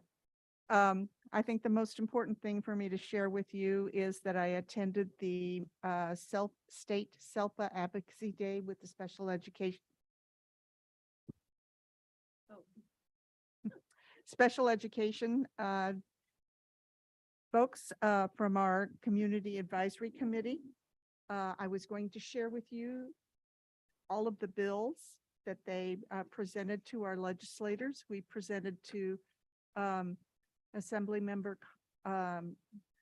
Rebecca Bauer-Kahn. We went to Assembly Member Weeks. We went to Assembly Member Grayson. The Assembly Member Grayson actually met with us personally, which was very commendable, and listened to our team of presenters. And then we also met with Senator Glazier's office. There were 13 bills that we addressed with each of the legislators, and I feel that we were heard. We had an outstanding team with Chair Dorothy Weisenberg, Lisa Buffum, Rachel Levy, Heather Martin, and Melody Royale and Dr. Aguili. So it was a great event, and we're going to be watching them closely. Thank you. Thank you. Bills go to appropriations this month. That's where bills go to die or live. Hopefully they all live. Yes. Trustee Count. All right, let's see, just a few highlights because I think I've shared things earlier in the meeting already. I did get the chance to tour the Oakland School District Newcomer Enrollment Center with some members of MDUSD staff and from Refugees in Transition. And it's an excellent learning opportunity for our staff to look at how our systems work, because their school district has had a larger number of refugee and immigrant populations for a longer time than us. And so we get to learn from what they've been through over the last number of years and hit the ground running much more easily. Also, right before this meeting, was able to attend the TISP advisory panel. I know Trustee Mason was there as well, which is just wonderful to see that the purpose is to provide information about the supports that are provided to teachers clearing their credentials through their program. And they also gain input from district and community stakeholders to deepen knowledge of the needs the community has for early career teachers and the program. And hearing about their mission and vision of really mentoring and preparing in a very individual way each of the brand new teachers in our district. And some of the people on the call had formerly gone through the program, and they said there's still a teacher to this day in our district, probably because the program exists in our district, and the strong support that they felt in that first year. So that was really great to hear. And other than that, I'll hope to see many of you tomorrow night at the Medea Awards of Excellence event. Thank you. Trustee Nava Flores. I'll try to make it brief, but everything that I say and everything that I always share out is always with an intention, and it always is with a motive. So just really quick, I want to start off with what's been going on lately. So of course, like, I am still a full-time student. So I'm in school, I'm doing my stuff that I have to do, but also a lot of things are going on with like the end of the year. So I kind of just want to reflect on that. So first of all, I want to share that I attended ARE, our Association for Raza Educators, last meeting last week. And we just shared like a goals of how we want to expand. And really quick, I would just want to go over one of their mission statements that is really prominent and really vital to the things that we as the school board also stand for. And that's to sustain and assess the need for RASA students and families in regards to culturally sustaining curriculum and pedagogy, and to develop critical consciousness and equity lens to boldly disrupt and interrupt institutionalized racism. So again, going back to the recent policies and the recent work that we've been doing here as a school board, in diversifying our social studies curriculum, we are like President Nzewi shared with us, we are a progressive board. We are doing change, and we are doing what we have to do to make sure that our students are receiving high quality education with in the aspects of equity and of course educational justice. That being said, going back to and us diversifying our school curriculum, I also want to take this opportunity to encourage all staff employees to continue to educate not just their students, but also themselves with appropriate teachings and restorative practices. May 5th was last week, and a lot of people tend to think of it as Mexico's Independence Day, and also take this opportunity to do an act on negative stereotypes and stigmas of the Mexican culture. And why I bring this up again is because through education, we can combat those stereotypes and that negative stigmas and stereotypes and narrative around people of color specifically, and educate to see a world where we can seek prosperity and honor and recognition of our cultures and our heritage. Right now, what's going on, like towards the end of the school year, of course, it's like AP testing. So I think we are like kind of ending off on that. But I want to say that yesterday I took my AP English language and composition test, and I saw a lot of students there, of course. But also I saw some district employees. So just want to recognize that with that happening, and also like throughout the year, we prepare for the AP exam. And also right now, towards the end of the year, state testing is happening throughout our elementary schools, our middle schools, and in our high school levels with our juniors. With these two subjects relating with each other, it's really, we come back to an idea that we have to always remind ourselves, and that is making sure that our students are being equipped with a strong foundational knowledge. And with the teacher shortage that we have unfortunately been enduring, it really does impact our students in their learning and having that foundational knowledge, and to equip them with the right tools and resources to be successful. We are making progress in addressing that, but more importantly, implementing better educational programs and expanded learning programs for our students to enhance that knowledge and to continue to learn outside of school. And again, with the AP in-state testing, your score as a student, also with like academic, like facing academic like validation and stuff like that, to remind everyone that your score does not reflect on your character nor your knowledge. It's more of what you got out of that, the discipline, the perseverance. That's what really does matter at the end of the day. Of course, with the knowledge, but the way that you were able to persevere through that and the skills that you gained with it.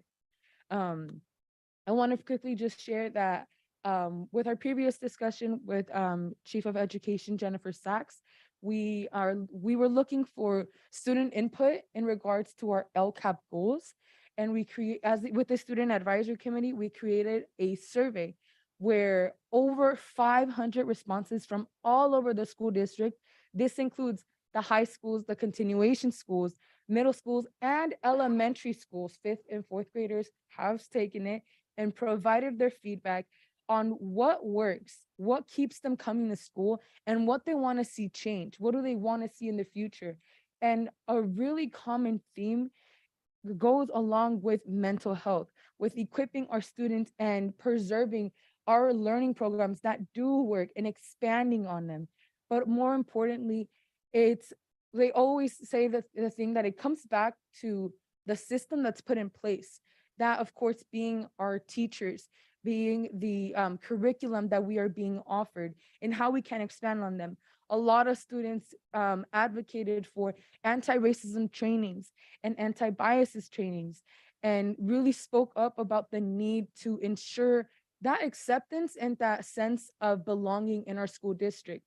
In a multicultural and a multilinguistic community and school district, it's really important that we have staff and teachers and employees and students that are able to live amongst each other and encourage our heritage and our uniqueness. That being said, our multicultural rally for Mount Diablo High School is this Friday. I'm going to be the MC, and I want to take this opportunity to encourage all of you to attend. I saw Aaron McFerrin last year there. And again, this is what we do best. This is what we do best at our school. And the whole reason of that is the whole sense of community, and also that sense of like that emotion of belonging, where we are ourselves and we are able to be prideful in our diversity. So as my school year comes to an end, and also as my role comes to an end, and also appointing Susana Barrios as the next student board member, just reflecting back on everything that we do here as the board and everything that the student board member experience has. And that again is having an ongoing learning experience where we question and have concerns around the education system. But the really powerful thing about being a student board member is that you have a voice, you have a seat at the table where you can make that change and advocate for that change. So just to wrap everything up, I really just hope that we are able to end off the year strong with action and with justice. Thank you. Thank you so much. I just want to first appreciate and recognize and congratulate all the folks who were recognized at the top of the meeting. I saw it, I heard it. So to our classified employees, to our new student board member, that's the one I regret the most of not making it. I was driving fast too, but and anyone else not naming, it doesn't mean I wasn't watching. It just means I don't remember at this time, but I saw it and I want to congratulate everyone and appreciate you. Next Tuesday is the Mount Diablo Unified School District Black Excellence Awards at Concord High School. And I will be there, and I hope you all are too, if you can. It's at 6 o'clock. And I'll just leave it at that. Dr. Clark. Great, thank you. And those who know me know I like to, I usually talk in blocks of an hour. So Teresa laughs. No, I'm joking. So I won't be an hour tonight, but I do have a few updates.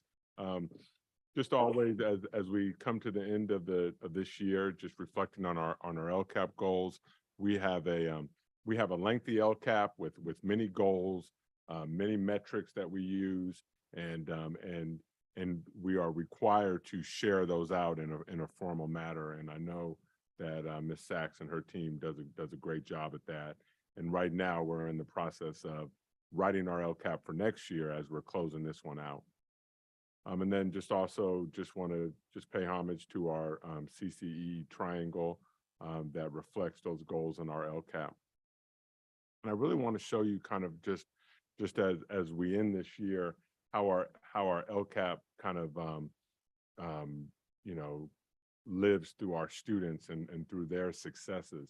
So this is just the celebrations that we have coming up. We have our military ball this weekend, career pathway showcase.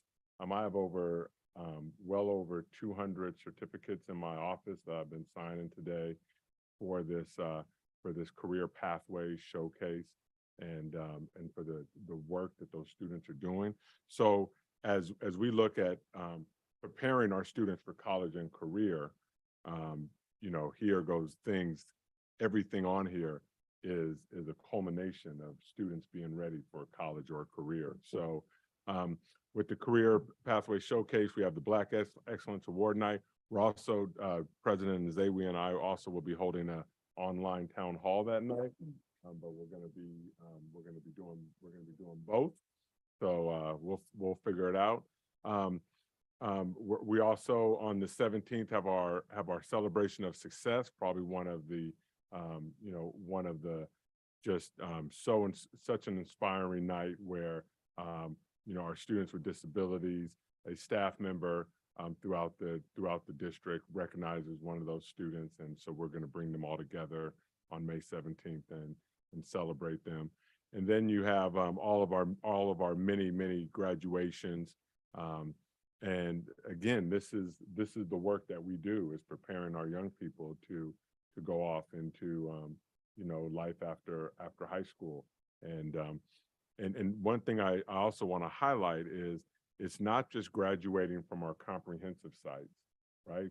Regardless of how you earn your diploma, your certificate, your GED, we are going to support you. We're going to recognize you, and we're going to celebrate you for your achievements. So we have lots of activities over the next couple of weeks, but this is all good and exciting, good and exciting things. Another one of our LCAP goals, and I think you saw it tonight. I think it was I was sitting here, I kind of tears in my eyes, and I do this stuff for the last 29 years. So it's just par for the course for us. But to hear folks who don't get to see individuals in our profession recognized, and to hear our student board member talking about it, to hear one of the parents talking about the reaction that they get and seeing, just the pride that our employees and employees who have the good fortune to work with young people take in their work, and whether it's a bus driver or a custodian or a teacher or a principal or a district office staff, we all really carry that. So with this goal really about high quality, culturally proficient, responsive staff, this is just some of the, we're going to spend all night tomorrow hearing about educators throughout our district. We have 2 teachers that are the county, up for County Teacher of the Year. We have 2 classified employees that are up for county, that have been chosen county classified teachers of the year. Without even mentioning all these folks, Dana Tarantino received a very distinguished award that I was able to attend along with her family last week, the UCL Teacher Trust Award. I probably shouldn't say this in public, but she received a large check for herself. Usually when educators receive a check, it's like, okay, this is for school supplies, this is for a trip. Then these folks said, no, this is for you, for doing a bang up job. You go and treat yourself or your family to something special. And so just a very inspiring night. And there were three educators from throughout Contra Costa County, and we had one of them. We have Judith, I've been practicing this name, Sosanowski. Again, these 2 and Sandy Kawamara are from our adult education program. And again, Bay Area Chapter of Excellence in Teaching Award, California State Excellence in Support Services Award. Our Prospect High School teacher, Elizabeth Libby McDonough, not only did she get the 2023 California Education Association Plus Region 4 Teacher of the Year, she also got it for the state. And again, these are folks in our district working with young people each and every day. Olympic High School Behavioral Health Specialist Carrie Buchek, California Continuation Education Association recognized her. She was recognized down in San Diego at their annual conference. And then again, these are just some of our unsung heroes. Coffee with Counselors, this is something that they've done already twice this year. They do it on their own time, Saturdays. These are Spanish-speaking counselors. They went out to Shore Acres and hosted this for family. Again, we heard earlier, the young man in the front row came and spoke to us again, the importance of having a counselor or an adult who understands your culture, understands your experience and can help you. And so these, for, these Coffee with the Counselors, again, this is, the second time they've done it this year.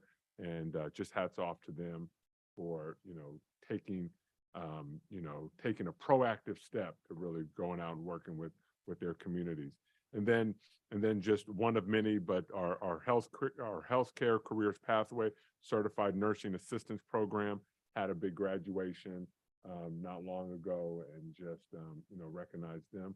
So again, aside from all that we did tonight, aside from this being Teacher Appreciation Week, we have many more just employees that are being recognized at the local, regional, state level here in our district. And so that's how those goals that we talk about, that's how they come to fruition, and that's what they look like in real life. And with that concludes my report.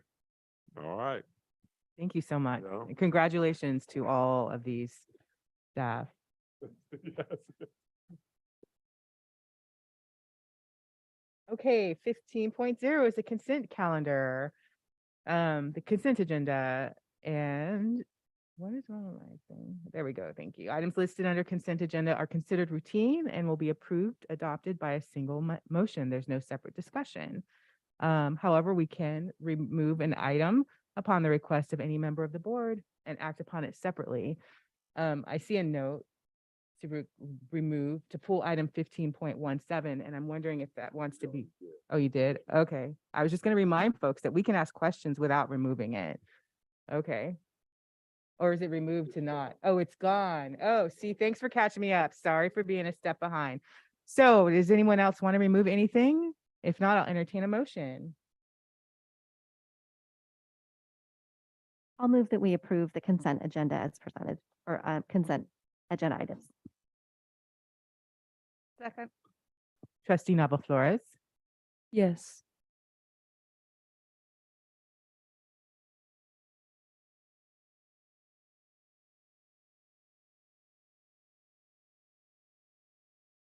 and that motion passes unanimously. All right, business. 18.0, or 18.1, review and potential approval of standards aligned history, social science materials for elementary history, social science instruction.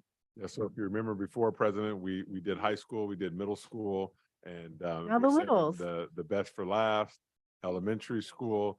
And you were right on earlier when you mentioned that we've updated our social studies curriculum, state adopted, and now we're gonna hear all about it. So yes, good evening, Board of Education and also Dr. Clark. The Educational Services Department is here to Can present. you move the microphone closer to your? The Educational Services Department is here to present for the review and potential approval of standards aligned history, social science materials for elementary history, social science instruction. And in the interest of time, we're going to go as quickly as possible because you were able to review the process from the last time.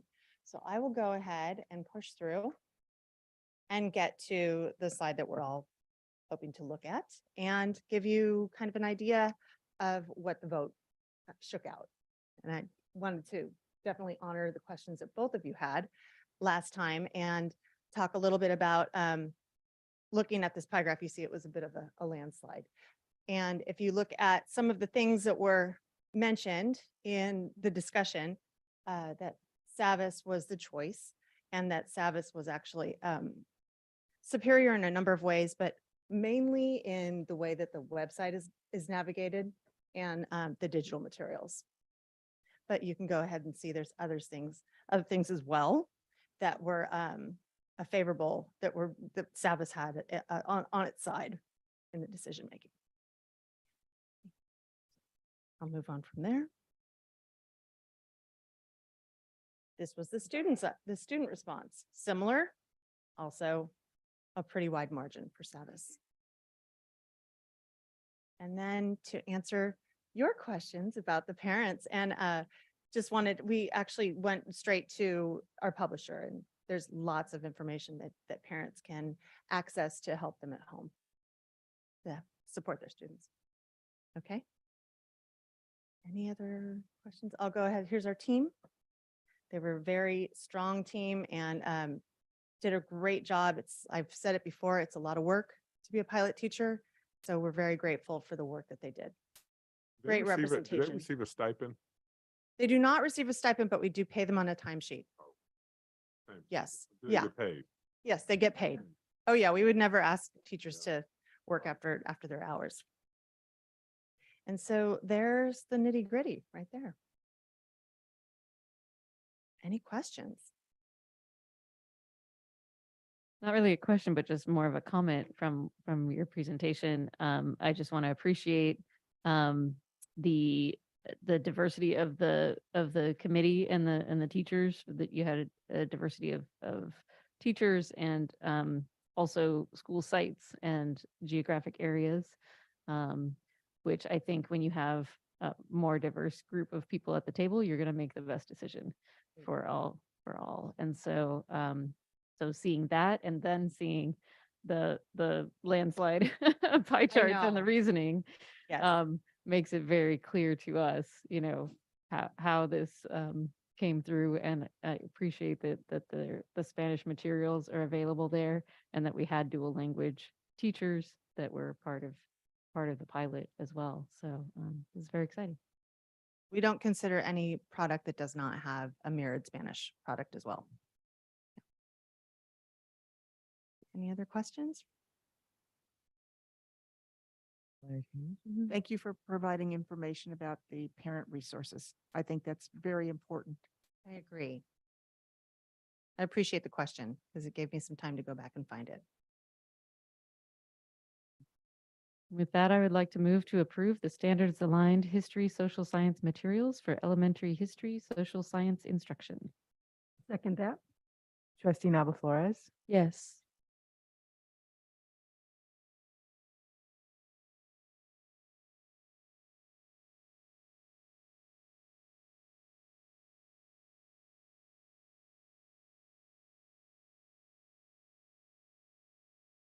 and that passes unanimously. And I just want to say, trustees, we shouldn't take for granted or we should know what a big deal that we pass, true history curricula.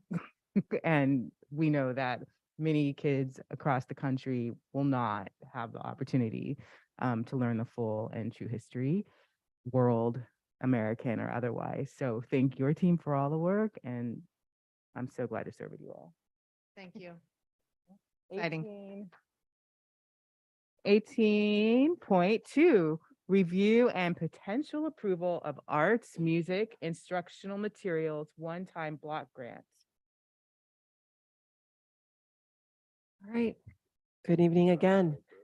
All right. So arts, music, instructional materials block grant. This block grant allocates one-time funding to school districts to use between now and 2026 for 5 specific purposes. One of the requirements is we do bring a very general plan to the Board of Education for your review and approval. The state did not even give us a template for this effort. They just said that make sure we're giving you these funds, bring it forward, and make sure you assess your needs and you account for the plan accordingly. It's the information you're going to see is totally aligned, again, with our goals from our LCAP, as well as our triangle, as we like to refer to it. So there's a bit of a misnomer with this one-time block grant. There's actually 5 areas of focus. Arts and music is actually fully embedded in that first area. You have to kind of search for it, but there it is, visual and performing arts. But it also really is all about standards aligned instruction, standards aligned professional development. So it's very robust, what is asking us to do and to spend our money on. As we go through, it's also about obtaining professional development for improving school climate, as well as developing diverse and culturally relevant multilingual school library collections, which I appreciate that really connects to certain things our student trustees shared this evening. But it also goes into operational costs, including things such as retirement and healthcare, as well as COVID items. So even though the title is Arts and Music and Instructional Materials, it's a bit of the kitchen sink one-time multi-year block grant. So we did take that into account. We actually took the opportunity to reach out to our school sites. They sent this survey to their leadership team members as well as their staff in order to collect some feedback in order to determine how best to kind of organize these fundings into these specific areas. This is not just one grant in isolation. We're really looking at activities that is a blending of different funding sources. If you take a look at actually in the consent item, there is a purchase of Promethean boards, for example. We are hoping that with the plan that's going to be approved tonight, in that item, it says pending, we might be able to utilize these funds in order to support that effort along with other funding sources. So again, the Learning Recovery Block Grant is one that does not need to come to the board, but it is an area we're going to be building in some educational programs into. This is connected to Prop 28, which is very much connected to supporting very specifically the arts in our schools. This is connected to some activities and items that is embedded within our Educator Effectiveness Grant that would like to continue into the future. And then you see the other funding sources that we are actually blending together. One area is also our A to G block grant, which actually ends for certain positions in 2024. We want to make sure that we take a look at other funding sources for those. So again, it's as you're looking at things, you want them to continue, you're really maximizing these different multi-year sources to support the efforts. So what did our staff identify as areas of need? Everything from making sure we continue to upgrade our adopted materials. And so thank you again tonight for your attention to that matter.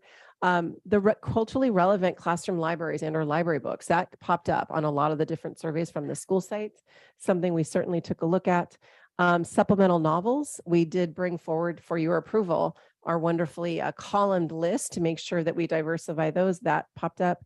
Foundational literacy materials, digital tools, facility upgrades, additional materials and supports for the arts, of course. That was something that we knew was going to pop up. What also kind of popped up is supporting of the visual arts through, let's say, taking a look at our speakers and our sound systems at our different multi-use rooms. Actually, Dr. Clark and I sometimes joke, we go to present some places and it's almost using a karaoke machine in order to have a town hall and things such as that. So how do we work together with our maintenance team in order to make sure that as we build out these spaces that we do have, proper equipment for our performing arts as well as our community meetings? So again, the state did not provide us a template. So what we did do is we actually were working with a collaborative team across the state in order to see, how best to present this information. On the board item, you do see kind of more of a narrative as well as this balcony level budget plan. Our first area is really taking on arts and music support. We're involved in developing a strategic plan for our district. It's a multi-year plan to really not only take on visual performing arts now, but also helping us get poised and ready for what we're going to be receiving in 23-24 out of our Prop 28 funds. So it's not just funding we're just randomly spending on the arts, but something that we can really utilize in a coherent manner. Adoption of instructional materials, utilizing quite a bit of funding there in order to make sure we continue on this positive movement to make sure we've got updated materials in the hands of our students, as well as addressing the needs around foundational literacy. Our supplemental reading materials, what we would like to do is to make sure that we allow our sites to have some ownership of that, taking a look at their own libraries. So we are taking a look at a per pupil funding amount, depending on the enrollment at each of our schools, to make sure that that can then be built into a budget that they have access to, so they can actually open up the school year with these materials in hand. We know that it's not without support from our instructional media assistants, specifically our warehouse team, in order to ensure that all of our items are properly inventoried. So we knew that's going to require some extra assistance. And I really want to acknowledge our IT department because they have really been working hard with our technology plan to make sure that we continue with one-to-one devices, that we continue to identify areas to have replenishment plans. And also our schools will not continue to have to fundraise for their own Promethean boards, their own screens, their own projectors, those sorts of things, bringing everybody into this century in order to make sure that we've got highly engaging materials and equipment for our classrooms and our teachers. This last piece is a bit of a question. The governors may revise, could be a reduction. It might be up to 30% of this particular funding source. So instead of being caught off guard, I know we're shaking our heads. Okay, again, instead of being taken off guard, we just itemize that down into that bottom row. And then what we will do is if we do receive that funding, we will utilize it in order to support the activities there. But in the narrative, I also identified things such as the speakers and such as a couple of the other activities that actually enrich some of the programs and activities and items that are included on this list. Field trips, speakers, sound systems, assessing possibly some, curtains on the stage, those things that make those areas for our performers more welcoming. So what's the next step with the plan? Well, as you hopefully will approve this tonight so we can start spending some of this money, we're going to assess the impact of the governor's revise. And that's really going to be coming to us in a matter of just days. Complete the draft of the strategic arts plan, which will help inform some of the work. Allocate funding for the school site so they can start purchasing things in order to get their classrooms poised and ready for the opening.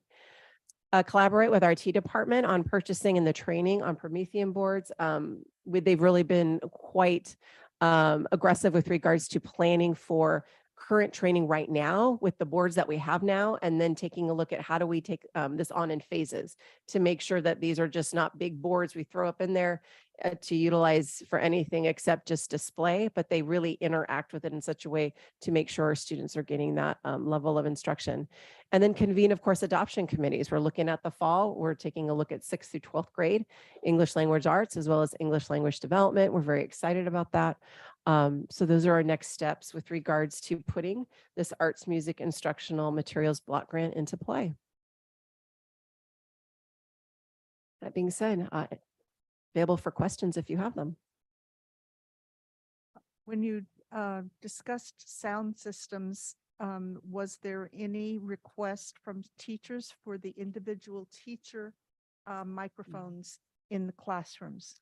The survey that we, that was the information that was submitted back to us, that was not itemized as a need. I do really want to say that our school sites have built or purchased them across the district in many, many schools. If it is something that is requested, they generally are the first point of contact to make sure that they are able to meet that need. Was not something that popped up on the survey though. Okay, because I have seen it personally make a difference for many students. So thank you.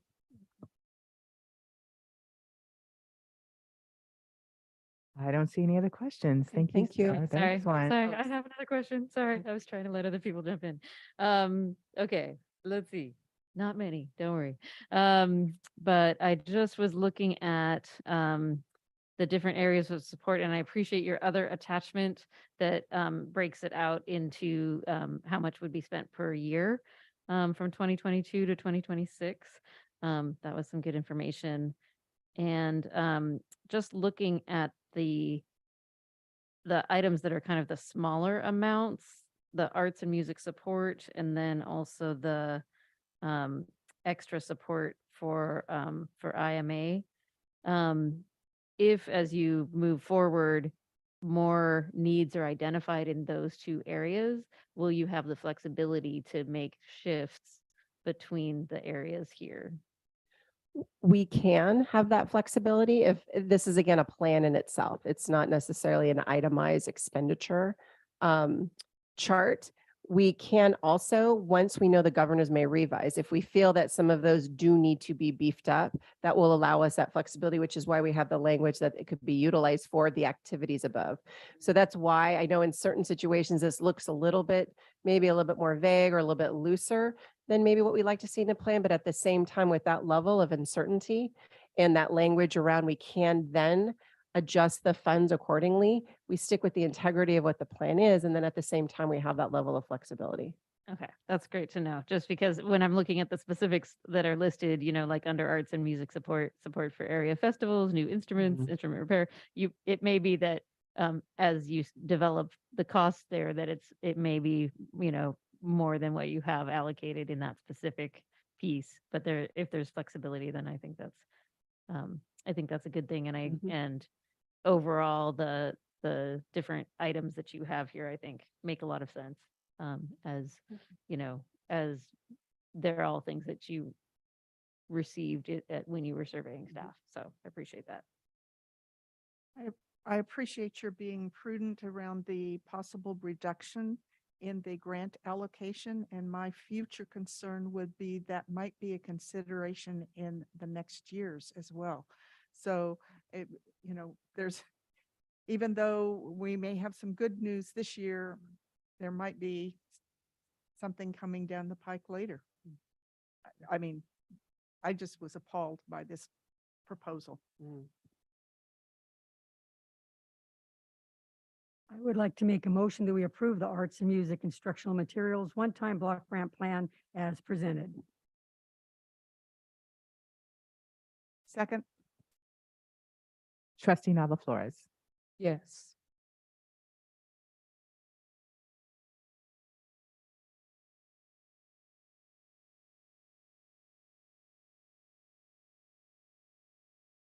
And that passes unanimously.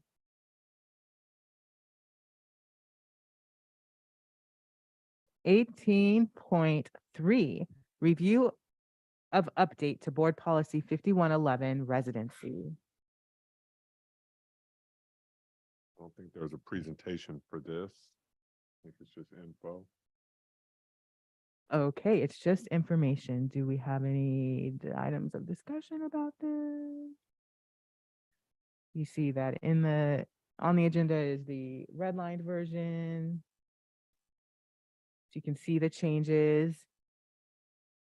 And I'll assume in a future meeting next month or so, we will be approving it or not. So it looks like there's no questions. Let's move on. 18.4, review of update to administrative regulation 5113 regarding excused absences in accordance with California Education Code 48205, adding in political or civic actions. Same thing, just info only. The idea, I heard this bill in committee last year because it was in the same committees as childcare. And the idea that there were some members who were opposed to this was just appalling to me. So I just wanted you all to know that. I'm excited that it's here. It's a great move and we need to encourage civic participation. So I appreciate it. All right, we will get to approve that at a later meeting as well. 18.5, review updates to board policy 6173 and administrative regulation 6173, education for homeless children. Again, just information only. Thank you, We'll be seeing a lot of these in the. because we're catching up. Yeah. Absolutely. Yeah. All right. No questions. We're good. So we will take that up in a future date. So okay, 18.6. Review and potential approval of resolution 2223-57 to notify certain classified employees of the decision to not reemploy or to reduce their hours for the 23-24 school year. So Dr. Rubio is supposed to be walking through that door in a second. Okay, so we'll Take this item. here he comes. Oh, there's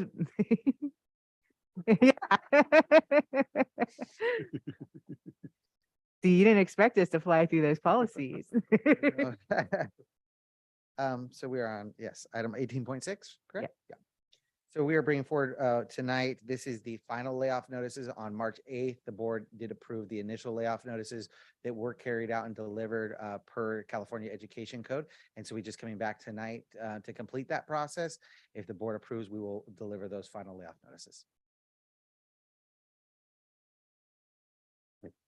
I would make a motion to approve resolution 22/23-57 to notify certain classified employees of the decision to not reemploy or to reduce their hours for the 2023-2024 school year. Second. Trustee Nava Flores. Yes.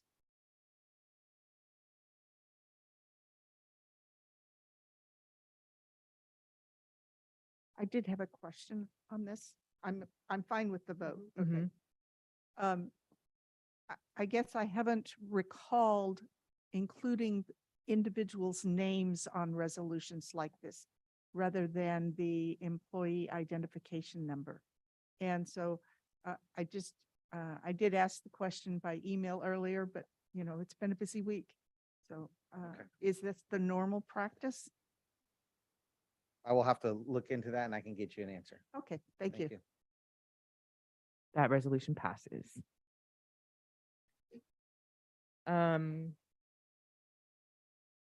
That means, are there any items recommended for future agendas? Yes. I would like to suggest an information item on the process for exploring potentially putting a parcel tax on the ballot. So I don't know that much about the process, and I would be really interested if that's something that that staff might be able to put together for us. So yeah, we can do internally, we can go over the process with staff, and then this will allow the board to have a discussion on this item. So just so we're clear, we'll do it in-house. We're not bringing in a demographer or a poller or anything like that, but we'll do an in-house presentation. Yep. Anything else? Well then, look at that, Dr. Clark, you were wrong. This meeting is adjourned.